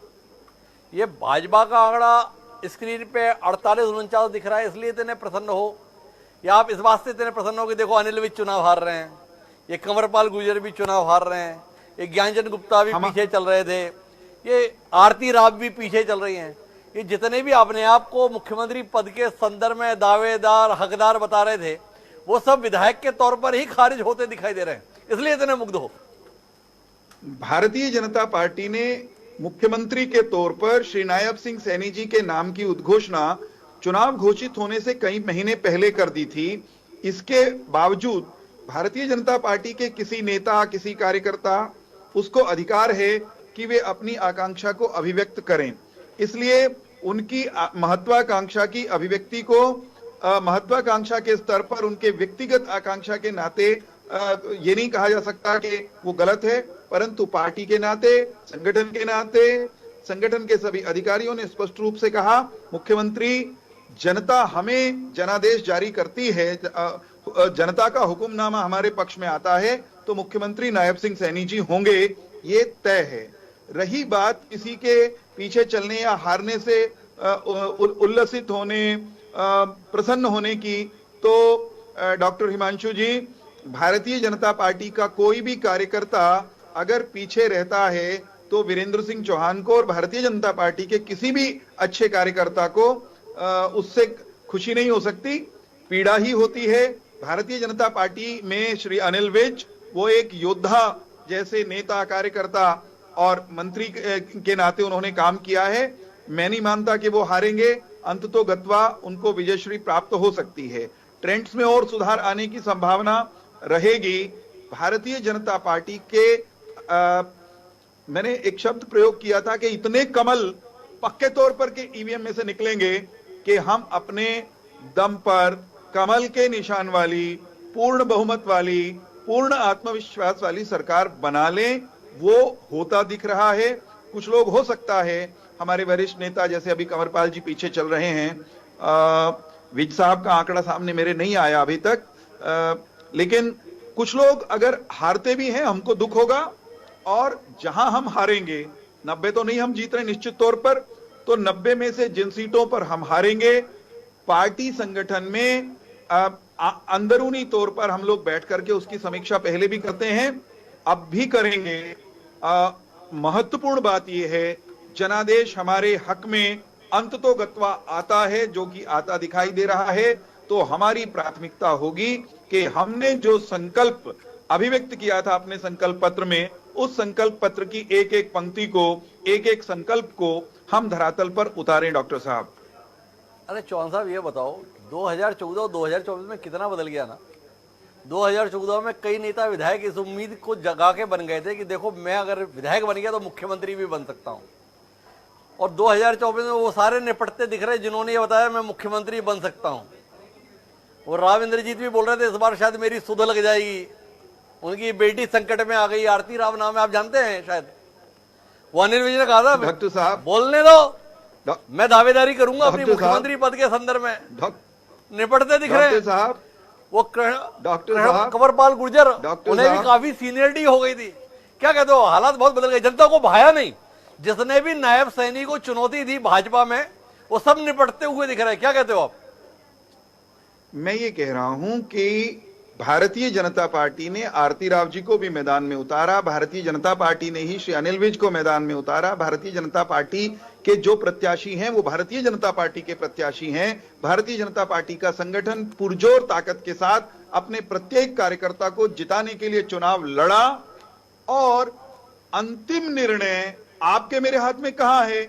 ईवीएम का बटन वो तो जनता जनार्दन के हाथ में है। किसको नकारना, किसको फटकारना, किसको दुलारना, फैसला क्यों है इसमें मीमांसा कर रहे हैं? देखो भाजपा क्या कमाल का प्रदर्शन कर रही है, कैसे नए नए लोग चुनाव जीतने जा रहे हैं। मैंने तो आपसे केवल इतना समझना चाहा कि आपको भी ऐसा महसूस हो रहा है कि देखो नायब सैनी की लोकप्रियता प्रदेश में किस स्तर पर पहुंच गई है। जिसने नायब सैनी को चुनौती देने की कोशिश की भाजपा के अंदर, वो सारे निपट रहे हैं। इस आकलन से आप कितने सहमत हैं? भाई आपको भी तो सुनाई दिया था ना, राव इंद्रजीत ने कहा था इस बार मेरी सुध लग जाएगी। कहां से लग जाएगी, बेटी हार जा रही है। वो अनिल विज ने कहा था मैं सबसे सीनियर हूं, मैं मुख्यमंत्री पद की दावेदारी करूंगा। तो सीनियरिटी को रखो, जब विधायक ही नहीं रहोगे तो दावेदारी किस बात की। तो मेरा आपसे सवाल इस बात को लेकर है कि आप भी इत्तेफाक रखते हो कि नहीं रखते हो कि नायब सैनी ने कम समय में ही क्या जनता के स्तर पर लोकप्रियता पाई है कि जिस नेता ने भी नायब सैनी को ललकारने की हिम्मत की है उसको जनता ही निपटा दे रही है। क्या कहते हो? देखिए, मैं आपको, आप जो विश्लेषण कर रहे हैं उस विश्लेषण को चीर डालूं, उसको तार तार कर दूं, ऐसा मेरा कोई मन नहीं है। मैं केवल इतना कह रहा हूं, भारतीय जनता पार्टी ने श्री नायब सैनी को मुख्यमंत्री बनाने का ऐलान करके चुनाव लड़ा। भारतीय जनता पार्टी के इस ऐलान को, भारतीय जनता पार्टी के इस संकल्प को प्रदेश की जनता स्वीकार कर रही है। हम गदगद हैं इस बात से, हम नतमस्तक हैं, विनत हैं, बहुत विनम्रता से प्रदेश की जनता और मतदाता को प्रणाम कर रहे हैं। साहब, जनता का निर्णय प्रजातंत्र में अंतिम होता है। संकट से उबारता हूं मैं वीरेंद्र जी। भाजपा के अंदर नायब सैनी को दी जा रही चुनौती पे बात नहीं करते, दूसरे आकलन पर चलते हैं। देखो, भारतीय जनता पार्टी ने नायब सैनी को मुख्यमंत्री बनाने का फैसला किया तो जननायक जनता पार्टी ने अपना रास्ता अलग कर लिया, दुष्यंत चौटाला अलग हो गए। उस जननायक जनता पार्टी और उसके नेता दुष्यंत दिग्विजय चौटाला को जनता सीधे निपटा दे रही है। क्या बोलते हो? अब नायब सैनी की लोकप्रियता कितने आसमान पर है, खाता नहीं खुल रहा जननायक जनता पार्टी का। नायब सिंह सैनी जी लोकप्रिय हैं, इसमें कोई संदेह नहीं। नायब सिंह सैनी जी ने मुख्यमंत्री बनने के बाद बहुत यूं कहिए बहुत तीव्र गति से अपनी जगह जनता के मनों में बनाई, इसमें कोई संदेह नहीं। हम चुनाव से पहले भी ये कह रहे थे कि उनका मुस्कुराता हुआ मुखमंडल, उनका एनर्जी लेवल, जिस अंदाज में वो लोगों से मिलते हैं, उस सब से उनका अपना ग्राफ और पार्टी का ग्राफ बढ़ा है। ये हम चुनाव से पहले भी कह रहे थे, अब जनता उस पर मोहर लगाती दिखाई दे रही है। रही पर आप इस बात को जनता मानते पार्टी की बात, मैं जेजेपी पर जो काम मनोहर लाल खट्टर जी 9.5 साल मुख्यमंत्री बनकर नहीं कर पाए, जनता का वो समर्थन वो नहीं जुटा पाए, नायब सैनी ने कमाल कर दिया। 4 महीने में स्वयं का और पार्टी का कद इस कदर बढ़ा दिया। आप मानते हो कि नहीं मानते हो? थोड़ा देर कर दी। अगर नायब सैनी को साल भर पहले प्रदेश अध्यक्ष की जगह मुख्यमंत्री बना दिया होता तो लोकसभा में भी 10 की 10 सीटें भाजपा को आ गई होती। क्या कहते हो आप? ये होता तो ये होता, यूं होता तो वो होता, ये काल्पनिक बातें डॉक्टर साहब बहुत लोग कहते हैं, लेकिन जो आप कह रहे हैं बहुत लोग कहते हैं हरियाणा में कि नेतृत्व परिवर्तन भारतीय जनता पार्टी अगर थोड़ा और पहले करती तो शायद और लाभ होता। आपके जो ट्रेंड दिखाई दे रहे हैं उसमें इस पर मोहर लगती है, लेकिन भारतीय जनता पार्टी में हम इसको इस रूप में नहीं देखते। भारतीय जनता पार्टी में हम ये कहते हैं कि मुख्यमंत्री के रूप में मनोहर लाल जी ने बेहतरीन काम किया। उन्होंने जिन योजनाओं, जिन कार्यक्रमों को लागू किया उससे जनता का व्यापक पैमाने पर लाभ हुआ। हाँ, इस बात से मैं भी इनकार नहीं करता कि मनोहर लाल खट्टर बहुत बेहतरीन काम करने के बावजूद लोगों में लोकप्रिय चेहरा नहीं बन पाए, मास लीडर की छवि उनकी शायद नहीं बन पाई। व्यक्ति व्यक्ति के काम करने के अंदाज में और उसके कामकाज के अंदाज को जनता की स्वीकारोक्ति, उसमें हमेशा अंतर हो सकता है। आप बहुत अच्छा काम करने के बावजूद भी लोकप्रिय हों, ये कतई आवश्यक नहीं होता। बहुत ज्ञानवान व्यक्ति बहुत अच्छा वक्ता भी हो और बहुत अच्छा वक्ता ज्ञानवान भी हो, ये दोनों हमेशा एक जैसे हों, दोनों ही चीजें हों, ऐसा नहीं होता। तो ज्ञान की बात कर रहे हैं इस समय पर चौहान साहब, पर ज्ञान के बीच में एक ज्ञान की बात आई है, इस पर आपके द्वारा ज्ञान देने की जरूरत है। कांग्रेस पार्टी के एक बड़े ज्ञानी हैं, नाम है उनका जयराम रमेश, जानते हैं ना आप चौहान साहब? उन्होंने कौन नहीं जानता, राहुल गांधी की लुटिया डुबाने में जिन लोगों की अच्छी भूमिका रही है उनमें से राम विरोधी जयराम रमेश भी एक हैं।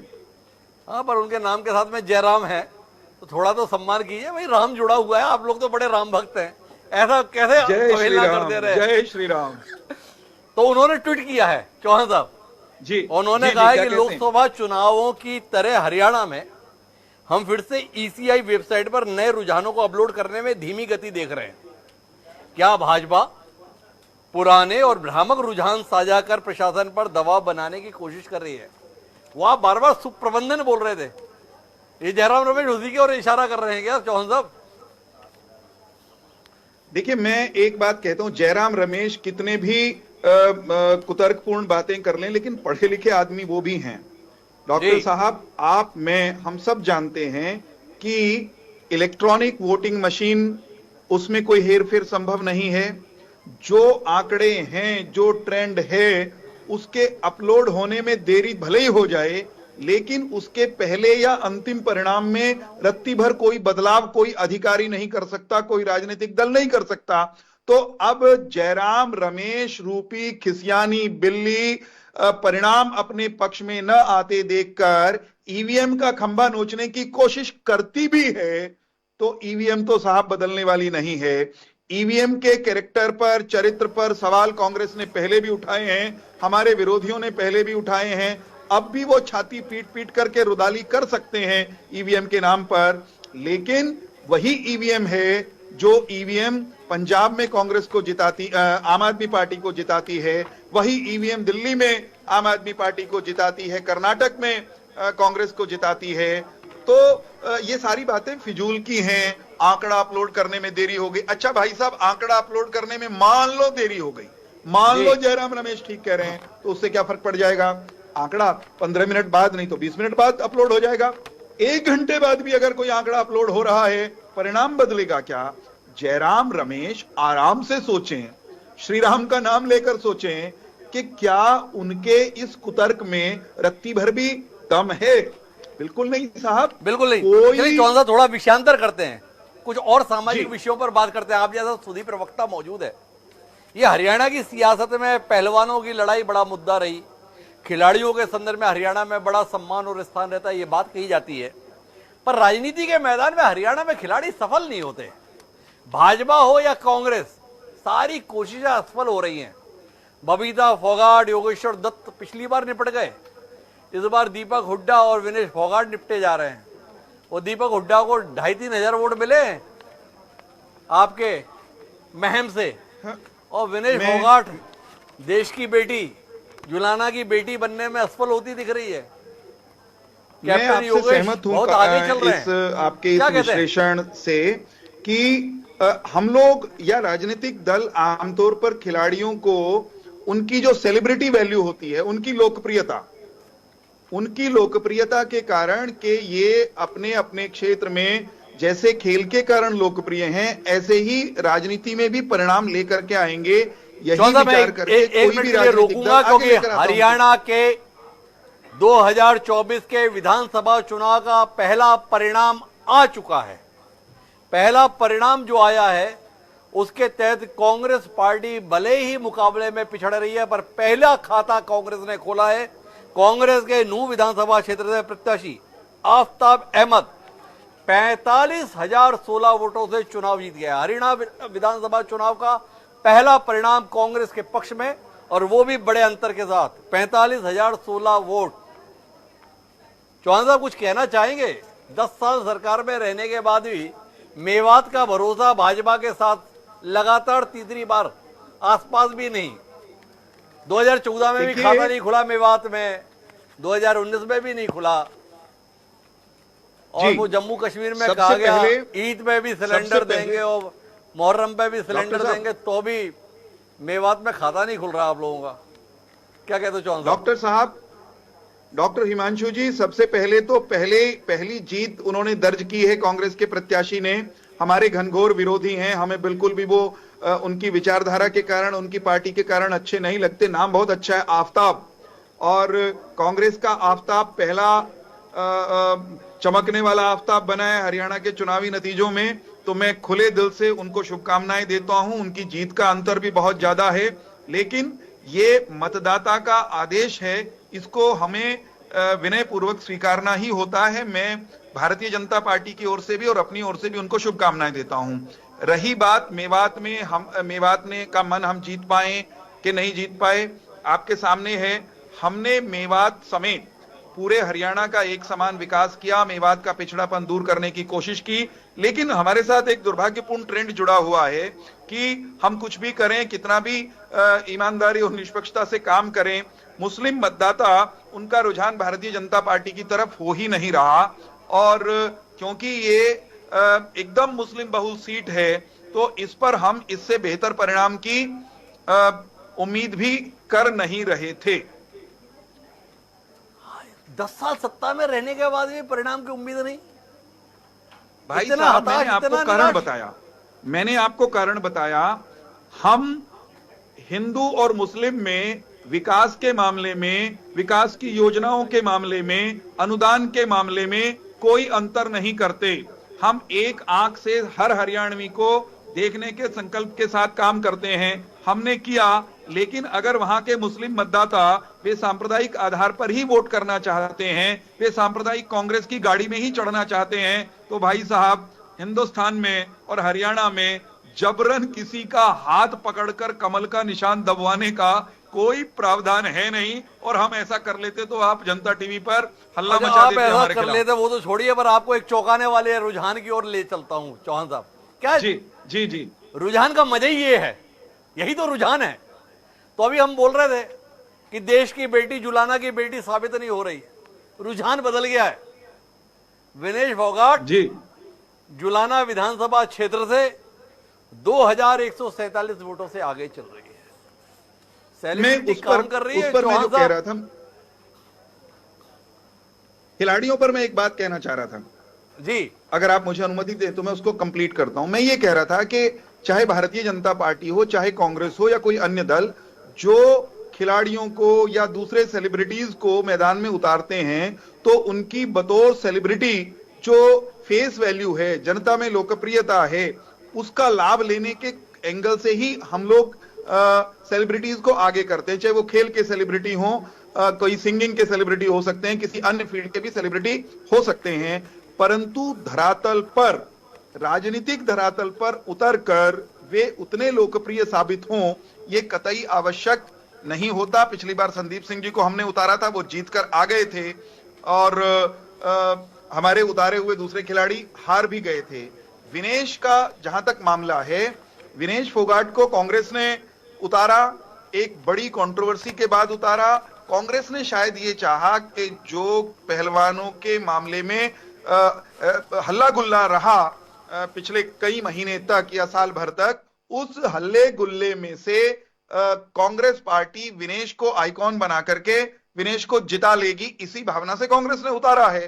लेकिन 2000 की जो ये लीड है, ये कायम रहेगी, ये बिल्कुल जरूरी नहीं है। वो जीत भी जाएं तो मुझे कोई हैरत नहीं होगी, लेकिन मुझे लगता है ये ट्रेंड बना नहीं रहेगा जस का तस। ये ट्रेंड बना नहीं रहेगा। एक बात और बताइए जी, इस बात पर आपको कितना मलाल है कि आप लोग प्रामाणिक कार्यकर्ताओं को छोड़कर आयातित नेताओं पर भरोसा करते हैं, पर जनता और वो नेता दोनों आप पे भरोसा नहीं करते। ये लोकसभा चुनाव में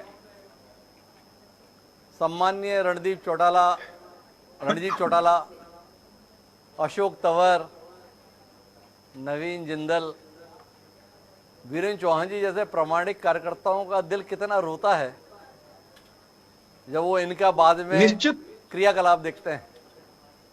निश्चित तौर पर भारतीय जनता पार्टी के प्रत्येक प्रामाणिक कार्यकर्ता को तब पीड़ा तो होती ही है जब अधिक संख्या में बाहर से आए हुए या तुरंत फुरत पार्टी में आने वाले नेता वो उनकी तुलना में तेज गति से आगे बढ़ जाते हैं। ऐसा होना स्वाभाविक है और ऐसी पीड़ा से ग्रस्त मैं स्वयं भी हो सकता हूं, परंतु राजनीति वो अंकगणित की तरह 2+2 4 के फॉर्मूले से नहीं चलती। राजनीति, डॉक्टर हिमांशु द्विवेदी जी, वो बीज गणित है। राजनीति में बहुत सारी रणनीतियों का कॉम्बिनेशन वो अंततोगत्वा विजय का मार्ग प्रशस्त करता है।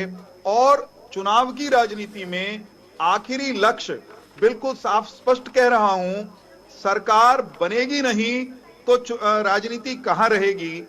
पार्टी संगठन जीतने के भाव से, जीतने की रणनीति के अनुरूप प्रत्याशियों का चयन करता है और उस प्रक्रिया में अनेक लोग, जिनमें मेरे जैसे भी कुछ साथी हो सकते हैं, वो बहुत बार दुर्भाग्य से पीछे रह जाते होंगे।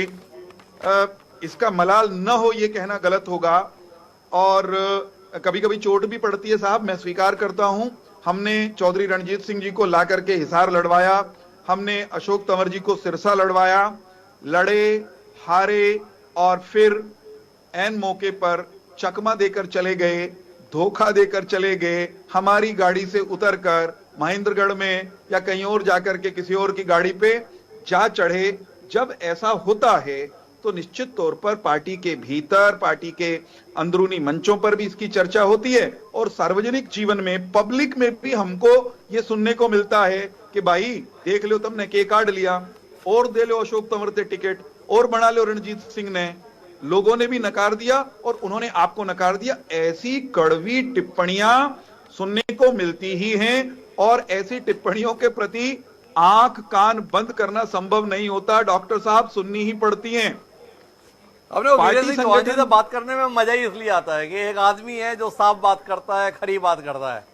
तो चौहान साहब, एक खरी बात और बताओ, ये आम आदमी पार्टी के साथ हरियाणा में क्या हो रहा है? हरियाणा का बेटा अरविंद केजरीवाल इतने महीने जेल में काट आया। हम लगातार कोशिश कर रहे हैं कि कहीं तो आम आदमी पार्टी आगे दिख जाए, कहीं वोट उसके जो है 5 अंकों में दिख जाए। बहुत मेहनत कर रहे हैं हमारी टीम। आप देखिए मेरे इर्द गिर्द कितने लोग बैठे हुए हैं, पर कहीं दिख ही नहीं रहा। क्या किए हो आप? देखिए डॉक्टर द्विवेदी, जब आम आदमी पार्टी के नेताओं ने, आम आदमी पार्टी के जेल बंद मुख्यमंत्री ने, उनके साथियों ने हरियाणा में धमाल मचाने का दावा ठोकना शुरू किया था, आपके चैनल समेत अनेक चैनल्स पर मुझे अपनी बात रखने का अवसर मिला और मैंने हमेशा ये कहा कि अपने आप को हरियाणा का बेटा कहने का दम भरने वाले, संयोग दुर्योग से हरियाणा की धरती पर पैदा हुए अरविंद केजरीवाल में हरियाणा जैसा कुछ है ही नहीं, हरियाणा के प्रति अपनापन है ही नहीं। अगर अरविंद केजरीवाल में हरियाणा वाली कोई बात होती, हरियाणा के प्रति अपनापन होता, हरियाणा को आप अपना मानती, तो हरियाणा में पैदा हुआ अरविंद केजरीवाल सुप्रीम कोर्ट का निर्णय आने के बाद पंजाब की अपनी सरकार से एसवाईएल के रास्ते रावी ब्यास के पानी में हमारा 1966 से लूटा जा रहा हिस्सा हमें दिलवाने की बात करता।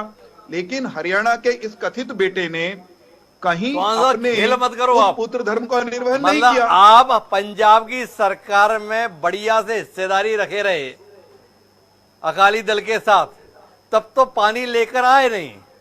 और अरविंद केजरीवाल से पानी पानी और पानी। मैं बताता हूं, राष्ट्रीय दल हो साहब, मैं बताता हूं, एक वाक्य में स्थिति को साफ करता हूं। हरियाणा ने एसवाईएल के मामले में, रावी ब्यास के पानी में अपने हिस्से के मामले में लंबी कानूनी लड़ाई लड़ी और उस लंबी कानूनी लड़ाई का संयोग से अंत या उसकी परिणति सुप्रीम कोर्ट के एक के बाद एक 3 निर्णयों के हरियाणा के हक में आने के रूप में हुई। तो उस समय हुई जब पंजाब में आम आदमी पार्टी की सरकार है, केंद्र में भारतीय जनता पार्टी की सरकार है। सुप्रीम कोर्ट के निर्णय को लागू करना उसकी प्राथमिक जिम्मेदारी पंजाब की है। पंजाब उसको पूरा नहीं करेगा तो केंद्र की जिम्मेदारी बनती है। केंद्र प्रयासरत है, भारतीय जनता पार्टी निश्चित तौर पर हरियाणा को उसके हिस्से का पानी दिलाएगी। हम उस दिशा में लगे हुए हैं। जब हम उस दिशा में लगे हुए हैं, वीरेंद्र जी का कहना है, पर मेरे पास में कुछ लेटेस्ट अपडेट है, वो अपडेट साझा करता हूं। ब्रेक पर जाने से पहले सबसे महत्वपूर्ण जो खबर है वो यही है कि भारतीय जनता पार्टी हरियाणा विधानसभा चुनाव में तीसरी बार सरकार बनाने की ओर अग्रसर है और बगैर बैसाखी के बनाने की ओर अग्रसर है। जम्मू कश्मीर के संदर्भ में कांग्रेस और एनसीपी गठबंधन स्पष्ट तौर पर सरकार बनाने की ओर अग्रसर है। हरियाणा के संदर्भ में हम अलग अलग रुझान आपके बीच में लेकर आ रहे हैं। एक बड़ा रुझान यह है कि जिन चौधरी बंसी लाल को नरेंद्र मोदी अपनी हर सभा में याद कर रहे थे, और इसलिए याद कर रहे थे क्योंकि बंसी लाल जी की विरासत के तहत उनकी पुत्रवधू किरण चौधरी और पोती श्रुति चौधरी लंबा जीवन कांग्रेस में गुजारने के बाद भाजपा का हिस्सा बन गई। भाजपा के साथ बंसी लाल की विरासत का आना भिवानी में भाजपा को लाभ पहुंचा रहा है। ताजा रुझान यह है कि भिवानी जिले की चारों सीटों पर इस समय भारतीय जनता पार्टी आगे चल रही है। भिवानी में घनश्याम सर्राफ आगे चल रहे हैं, तोशाम में श्रुति चौधरी आगे चल रही हैं, भवानी खेड़ा में कपूर सिंह आगे चल रहे हैं और लोहारू में जेपी दलाल आगे चल रहे हैं। तो कुल जमा बंसी लाल के परिवार का भाजपा का साथ चुनाव में सीधे तौर पर लाभ की ओर ले जाता हुआ दिख रहा है। ये ताजा स्थिति है। हमारे साथ जुड़ने के लिए चौहान साहब आपका बहुत बहुत धन्यवाद। आगे भी आपसे बातचीत करते रहेंगे, लेकिन समय एक छोटे से ब्रेक पर जाने का। ब्रेक पर जाएंगे और ब्रेक के बाद जब लौटेंगे तो देश के वरिष्ठ पत्रकार श्रवण गर्ग हमारे साथ रहेंगे। कहीं जाइएगा नहीं, हम बस गए और आए।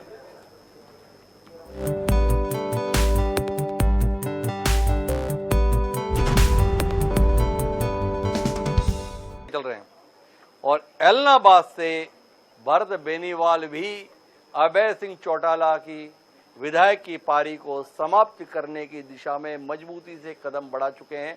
5000 वोटों से भरत बेनीवाल 4 हार के बाद अब शायद चुनाव जीत जाएंगे, ऐसे आसार बन रहे हैं। हमारे साथ में एक बार फिर अपडेट के साथ मौजूद हैं। क्या कुछ अपडेट आपके पास? सर, ये कुछ वो दिग्गज सीटें हैं जहां से या तो बड़े चेहरे उतरे हैं, हार रहे हैं, जीत रहे हैं रुझानों में। रेवाड़ी से बीजेपी के लक्ष्मण यादव आ गए 1908 वोटों से, चिरंजीव यहाँ पिछड़ रहे हैं। हिसार से थोड़ा रुकेंगे, ये सामान्य रुझान नहीं है। चिरंजीव राव तीसरी पीढ़ी के नेता हैं। कैप्टन अजय यादव अनेक बार यहां से विधायक रहे और उससे पहले उनके पिता भी विधायक रहे। यह अलग बात है कि अजय यादव के पिता जनसंघ के टिकट पर विधायक चुने गए थे और कैप्टन अजय यादव ने अपनी सियासत कांग्रेस में की, हुड्डा के विरोधी के तौर पर की।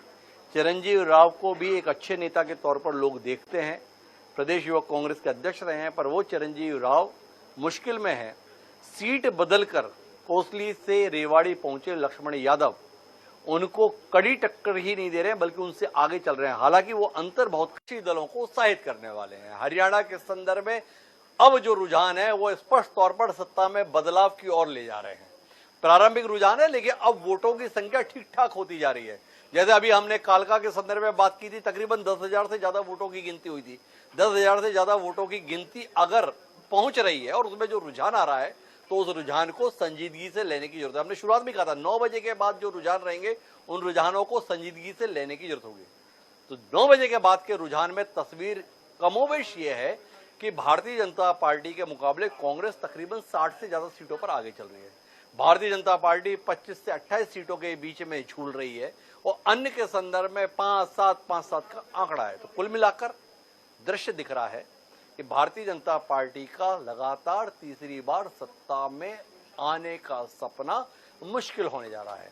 जम्मू कश्मीर के संदर्भ में भी कहानी कुल मिलाकर Indian national Congress, national conference के गठबंधन की सरकार की ओर बढ़त के रूप में दिख रहा है।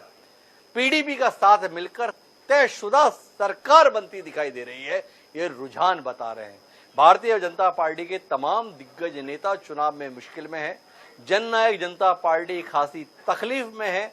इंडियन नेशनल लोक दल के संदर्भ में अच्छी खबर यह है कि बाप बेटा कह लो, पिता पुत्र कह लो, दोनों ही अपने अपने विधानसभा क्षेत्र में आगे हैं। मतलब अभय सिंह चौटाला और अर्जुन चौटाला कुल मिलाकर आगे चल रहे हैं। इस प्रकार की परिस्थिति के बीच में लगातार अपडेट हम बनाए हुए हैं। हमारे साथ में अंजलि जी हैं। अंजलि जी, क्या कुछ अपडेट आपके पास में है? बिल्कुल, अभी मैं बता दूं, क्योंकि बल्लभगढ़ की अगर यहाँ पर बात करें हिमांशु जी, तो बीजेपी के मूलचंद शर्मा जो हैं आगे चल रहे हैं। अभी फरीदाबाद में बीजेपी के लिए काफी अच्छी खबर है। विपुल गोयल की बात करें, वो फरीदाबाद से आगे चल रहे हैं। तिगांव में बात करें, राजेश नागर वो अभी आगे चल रहे हैं। और तमाम अभी जो अपडेट यहाँ पर आ रहे हैं, पलवल में करण सिंह दलाल कांग्रेस के आगे चल रहे हैं। फिरोजपुर झिरका में मामन खान आगे चल रहे हैं।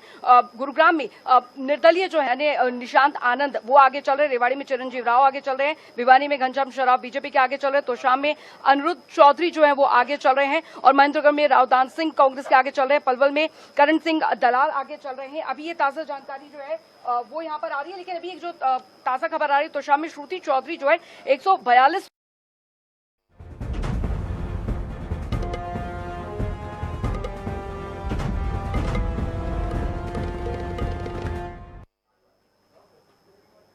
तो ब्रेक के बाद आपका एक बार फिर स्वागत है हमारी खास पेशकश फैसला का दिन, जिसमें तहत हम लगातार सुबह से आपको अपडेट कर रहे हैं जनता के द्वारा 2 राज्यों के संदर्भ में लिए गए फैसले को लेकर, जम्मू कश्मीर और हरियाणा।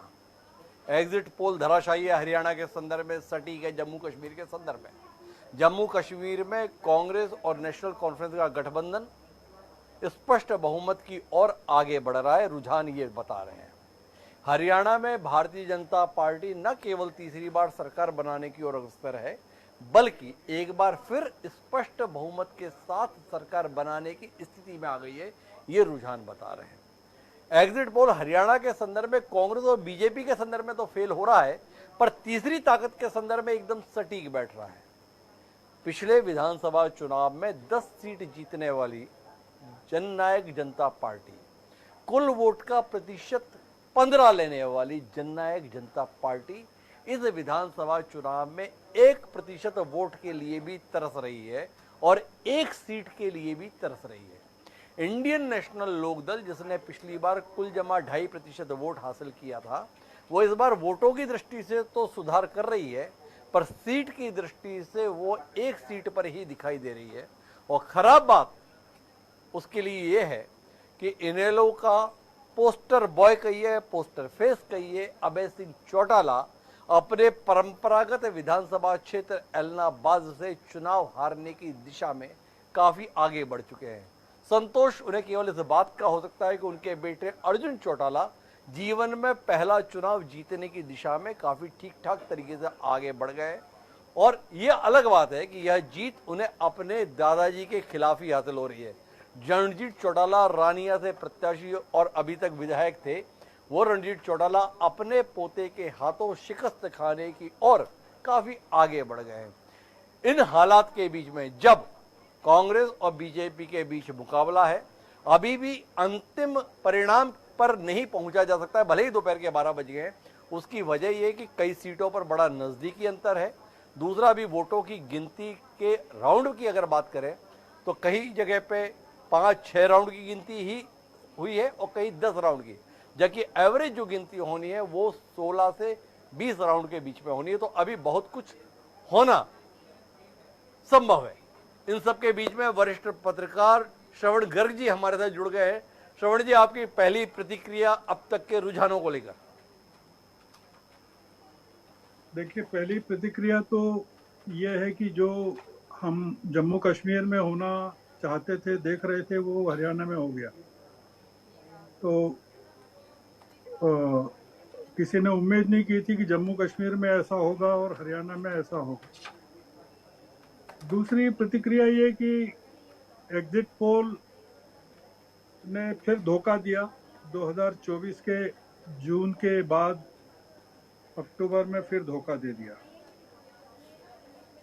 तीसरा ये कि आप अभी कह रहे थे कि भिवानी में बंसीलाल चौधरी का परिवार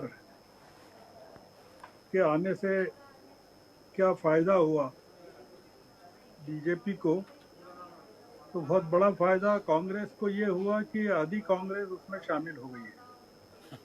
तो बीजेपी का कांग्रेसीकरण हो गया है।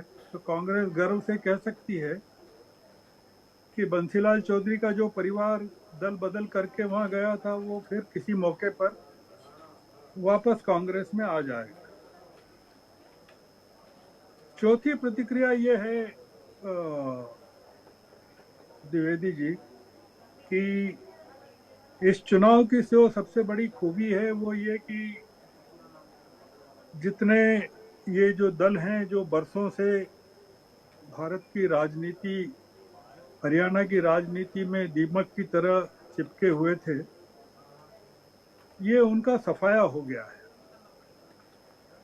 जिनका सफाया होने वाला था दूसरे तरीके से वो कांग्रेस में बीजेपी में शामिल हो गए, और जो नहीं हुए किसी दल में वो निर्दलीय लड़े, उनका सफाया हो गया।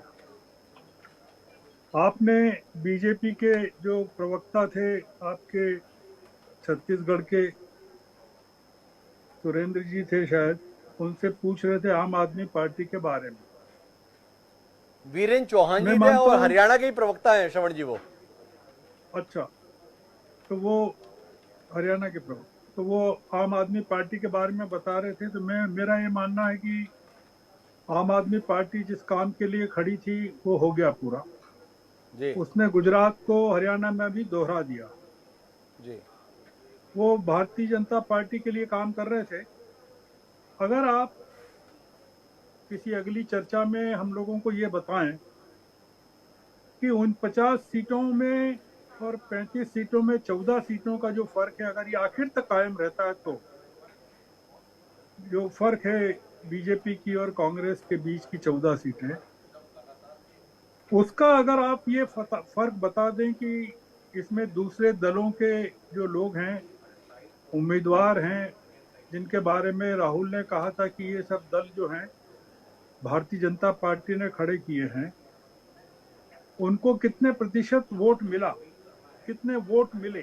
जैसे आपने बताया कि जननायक जनता पार्टी को पिछली बार 15% वोट मिला था, तो आप कह रहे हैं इस बार 1% के करीब आप बता रहे हैं। वैसे INLD को आप कह रहे हैं कि 2.5% पिछली बार वोट मिला था, और आपने कहा कि वोट के प्रतिशत के मान से INLD को ठीक रही है पर सीट नहीं मिल रही है।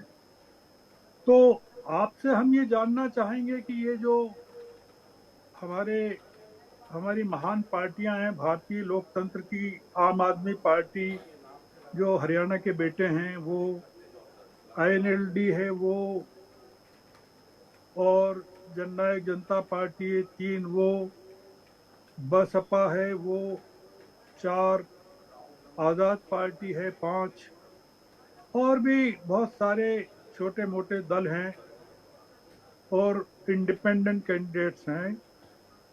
उनका जो टोटल है वोट का, ये जो 14 कॉन्स्टिट्यूंसीज हैं डिफरेंस वाली, उसमें कितना वोट है? क्योंकि गुजरात के आंकड़े मुझे पता है कि आम आदमी पार्टी ने कांग्रेस को हरवाने के लिए या वोट शेयर, इतना बड़ा वोट शेयर 12-13% का वोट शेयर आम आदमी पार्टी ने गुजरात में लिया, पर उसकी सीटें 5 ही मिली, पर कांग्रेस बुरी तरह हार गई। तो आपको अपने अगले किसी पैनल में आम आदमी पार्टी की तारीफ करना चाहिए आपको किसी डिबेट में, कि आम आदमी पार्टी बहुत सफल होकर उभरी है। अरे शॉर्ट जी, एक बात बताइए, आपके इस आकलन के संदर्भ में ये गुजरात में भारतीय जनता पार्टी की प्रचंड बहुमत से सरकार बनवाने के एवज में ही अरविंद केजरीवाल के हिस्से में तिहाड़ जेल आई, या कुछ और आप सोचते हैं? अरे नहीं, तिहाड़ जेल का गणित छोड़ दीजिए। उनको जैसे राम रहीम को कैसे छोड़ा गया वैसे उनको छोड़ा गया, इसलिए आप चिंता मत करिए। ये अरविंद केजरीवाल अगर चुनाव लड़ते, जैसा वो इंडिया ब्लॉक के सदस्य थे, तो उनको अगर वो हरियाणा में मिलके लड़ते कांग्रेस के साथ, जैसा उन्होंने लोकसभा का चुनाव हरियाणा में लड़ा था, तो बात अलग होती। पर ये पूरा का पूरा जो मामला है वो हरियाणा का अलग है, क्योंकि कांग्रेस को हराने के लिए पूरी की पूरी सेना लगी हुई थी। दूसरा एक जो मेरी त्वरित टिप्पणी है हिमांशु जी, वो ये है कि मैं हरियाणा में जो जीत मानता हूँ वो बीजेपी की जीत नहीं मानता हूँ, RSS की जीत मानता हूँ। मैं इसमें मोदी जी का कोई प्रभाव नहीं मानता। मैं मानता हूँ कि ये RSS ने अपनी सुप्रीमेसी यहाँ पर बताई है कि अगर RSS काम करती है तो किस तरह से करती है, और बीजेपी करती है तो किस तरह से करती है। तो आप पाएंगे कि जैसे जिस तरह से हरियाणा में चीजें हो रही थी पिछले, मैं रोकने के लिए माफी चाहूंगा, क्योंकि हरियाणा का पहला परिणाम तो आ गया था। अब हमारे पास जानकारी आ रही है कि जम्मू कश्मीर से भी पहला परिणाम आया है। क्या परिणाम है दिशा? जम्मू कश्मीर से पहला परिणाम सामने आया है। बसोली विधानसभा सीट पर जो कांग्रेस उम्मीदवार है चौधरी लाल सिंह, वो हार चुके हैं। यहाँ पर नेशनल कॉन्फ्रेंस और कांग्रेस का गठबंधन था, तो नेशनल कॉन्फ्रेंस ने ये सीट कांग्रेस को सौंपी थी, और यहाँ से कांग्रेस प्रत्याशी लाल सिंह हार चुके हैं। और यहाँ पर जो भाजपा प्रत्याशी हैं दर्शन कुमार, वो करीब 16,000 से ज्यादा वोटों से जीते हैं। तो भले ही ये जो पहला परिणाम है वो भारतीय जनता पार्टी के पक्ष में है, लेकिन जो बाकी सीटें हैं उनके रुझान आपको बता दें, जिनके अभी परिणाम नहीं आए हैं सामने, वहां से नेशनल कांग्रेस, माफ कीजिएगा, नेशनल कॉन्फ्रेंस और कांग्रेस, ये जो गठबंधन है यही बढ़त बनाए हुए करीब 50 से 51 सीटें। ये बदल रहा है आंकड़ा, क्योंकि काउंटिंग अभी जारी है। तो यानी कि कुल मिलाकर 50 से 51 सीटें ये गठबंधन के खाते में ही आती दिख रही हैं, और भारतीय जनता पार्टी के पास करीब 28 से 27 सीटें। लेकिन पहला परिणाम बीजेपी के पक्ष में और कांग्रेस प्रत्याशी की यहां से हार, बसोली विधानसभा सीट। अच्छा, एक बात बताओ दिशा, अमूमन जब परिणाम बताया जाता है कौन जीता इसके विषय में बताया जाता है, आपकी दिलचस्पी हार बताने में रही, कोई खास वजह? मेरी दिलचस्पी हार बताने में इसीलिए रही क्योंकि जो बाकी विधानसभा सीटें हैं वहां पर इस गठबंधन की बढ़त बनती हुई नजर आ रही है। नेशनल कॉन्फ्रेंस और कांग्रेस यहां पर इनकी बढ़त है, लेकिन ये सीट जिस पर पहला परिणाम आया है वहां पर भारतीय जनता पार्टी का प्रत्याशी जीता है और गठबंधन की हार हुई है, इसीलिए मेरा फोकस हार पर था। अब एक बड़ा अद्भुत संयोग है, हरियाणा में कांग्रेस पीछे चल रही है। पहला परिणाम जो जीत के संदर्भ में आया वो कांग्रेस के पक्ष में गया और जम्मू कश्मीर में भाजपा पीछे चल रही है, पर पहला परिणाम जो आया है वो भाजपा की जीत के संदर्भ में आया है। अब भारतीय परंपरा में तो ये कहा जाता है कि जो पहला कदम होता है वो बड़ा शुभ कदम होता है। श्रवण जी का क्या मानना है?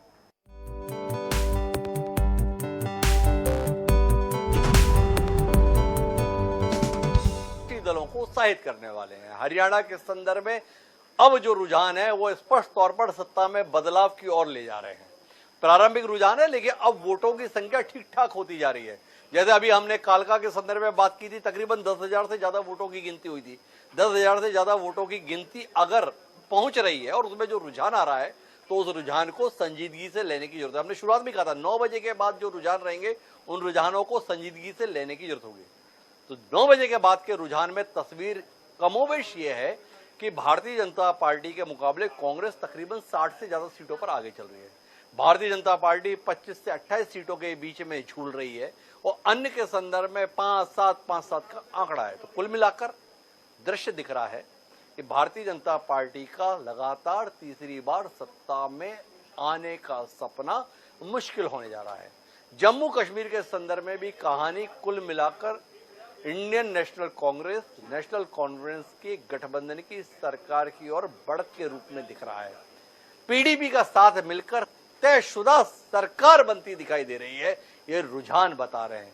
भारतीय जनता पार्टी के तमाम दिग्गज नेता चुनाव में मुश्किल में है।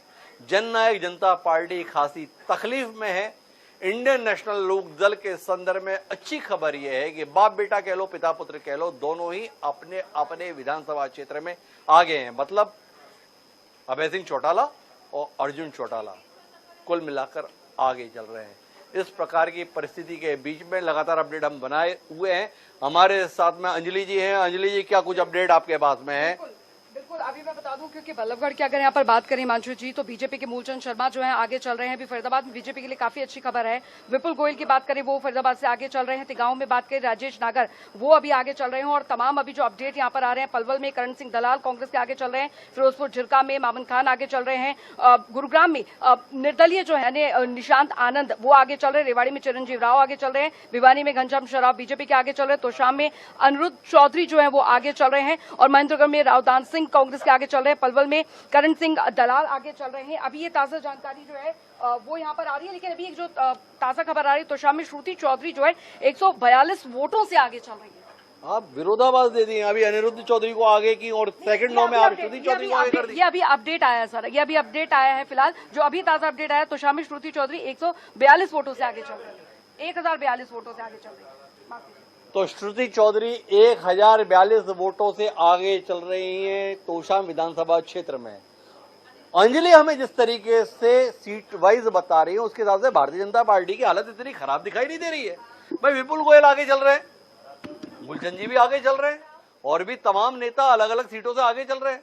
तो फिर जाके दिल्ली के अंतर्गत कांग्रेस इतनी बढ़त पर कैसे जा रही है? थोड़ा गंभीरता से जानने समझने बूझने की जरूरत है। पर जननायक जनता पार्टी के संदर्भ में हम ढूंढ रहे हैं, खोज रहे हैं, तलाश रहे हैं कोई सीट तो आए जिसमें जेजेपी भी आगे दिख नहीं रही है। लेकिन हमें रोशनी देने के लिए दीप कमल जी मौजूद हैं, जननायक जनता पार्टी के प्रवक्ता हैं। तो दीप कमल जी, हमारी कोशिश सफल नहीं हुई पर आप तो दीप और कमल दोनों हैं, थोड़ा उजाला बिखेरिए और जानकारी दीजिए कौन सी सीट ऐसी है जिस पर जेजेपी आगे चल रही है। हिमांशु जी नमस्कार। अभी तक हमारी जानकारी के अनुसार 2 ही सीटें ऐसी हैं जहां पर थोड़ा ठीक अच्छे वोट आ रहे हैं। वो है डबवाली से दिग्विजय चौटाला जी की सीट और उचाना से दुष्यंत चौटाला जी की सीट। इसके अलावा जो बाकी सीटें हैं हरियाणा की वहां पर हमारे उम्मीदवार। स्वागत है हमारे खास कार्यक्रम फैसले के दिन में। फैसला आ रहा है, रुझानों के रूप में फैसला व्यक्त हो रहा है और रुझान जो आ रहे हैं वो भारतीय जनता पार्टी को निराश करने वाले और विपक्षी दलों को उत्साहित करने वाले हैं। हरियाणा के संदर्भ में अब जो रुझान है वो स्पष्ट तौर पर सत्ता में बदलाव की ओर ले जा रहे हैं। प्रारंभिक रुझान है, लेकिन अब वोटों की संख्या ठीक ठाक होती जा रही है। जैसे अभी हमने कालका के संदर्भ में बात की थी, तकरीबन 10,000 से ज्यादा वोटों की गिनती हुई थी। 10,000 से ज्यादा वोटों की गिनती अगर पहुंच रही है और उसमें जो रुझान आ रहा है, तो उस रुझान को संजीदगी से लेने की जरूरत है। हमने शुरुआत में कहा था 9 बजे के बाद जो रुझान रहेंगे उन रुझानों को संजीदगी से लेने की जरूरत होगी। तो 9 बजे के बाद के रुझान में तस्वीर कमोबेश ये है कि भारतीय जनता पार्टी के मुकाबले कांग्रेस तकरीबन 60 से ज्यादा सीटों पर आगे चल रही है। भारतीय जनता पार्टी 25 से 28 सीटों के बीच में झूल रही है और अन्य के संदर्भ में 5-7 का आंकड़ा है। तो कुल मिलाकर दृश्य दिख रहा है कि भारतीय जनता पार्टी का लगातार तीसरी बार सत्ता में आने का सपना मुश्किल होने जा रहा है। जम्मू कश्मीर के संदर्भ में भी कहानी कुल मिलाकर Indian national Congress, national conference के गठबंधन की सरकार की ओर बढ़त के रूप में दिख रहा है। पीडीपी का साथ मिलकर तयशुदा सरकार बनती दिखाई दे रही है, ये रुझान बता रहे हैं। भारतीय जनता पार्टी के तमाम दिग्गज नेता चुनाव में मुश्किल में है। जननायक जनता पार्टी खासी तकलीफ में है। इंडियन नेशनल लोक दल के संदर्भ में अच्छी खबर यह है कि बाप बेटे मिला गए। महिमा जी, बहुत बहुत धन्यवाद आपका, आपके हौसले के लिए भी शुभकामनाएं। कुछ देर बाद फिर आपसे बात करेंगे क्योंकि आपका हर एक बात में जवाब यही है, थोड़ा रुकिए, बदल जाएगा। हम भी उस बदलाव का इंतजार करते हैं, लेकिन कुछ अपडेट के साथ में अपने दर्शकों से आंकड़े साझा करते हैं। कांग्रेस पार्टी की ओर से जो प्रत्याशी इस समय 5,000 से भी ज्यादा वोटों से आगे चल रहे हैं, उनकी जानकारी देते हैं आपको। ओपिनियन पोल तो उल्ट थे। अब ओपिनियन पोल उन्होंने किससे पूछताछ की? मैं भारतीय जनता पार्टी का प्रदेश अध्यक्ष के नाते मैंने 20,629 बूथ पूरे हरियाणा प्रदेश में है। प्रत्येक बूथ के अपने त्रिदेव से अपने बूथ के जो हमारे बूथ के एजेंट हैं, जो बूथ पर जिन्होंने पूरा दिन बैठकर लोगों से भारतीय जनता पार्टी के पक्ष में मतदान करने का जो प्रयास किया है, उन कार्यकर्ताओं की मेहनत को मैंने विश्वास रखा। उन कार्यकर्ताओं की जो फीडबैक आई, उसी के आधार पर मैंने कहा था कि स्पष्ट बहुमत की सरकार हरियाणा प्रदेश में तीसरी बार भारतीय जनता पार्टी की बनेगी और कार्यकर्ताओं की मेहनत रंग लेके आई है और वो उसके रिजल्ट सामने। नायब सिंह सैनी चेंज किए गए, क्या वो भी एक कारण आपको समझता कि रहा बीजेपी? भारतीय जनता पार्टी का राष्ट्रीय नेतृत्व जो भी करता है वो बहुत ही ठीक करता है और हमारे पूर्व मुख्यमंत्री मनोहर लाल जी की जरूरत दिल्ली में थी, उनको दिल्ली में बड़ी जिम्मेवारी दी है और यहाँ नायब सिंह सैनी जी की आवश्यकता थी, तो नायब सिंह सैनी को मुख्यमंत्री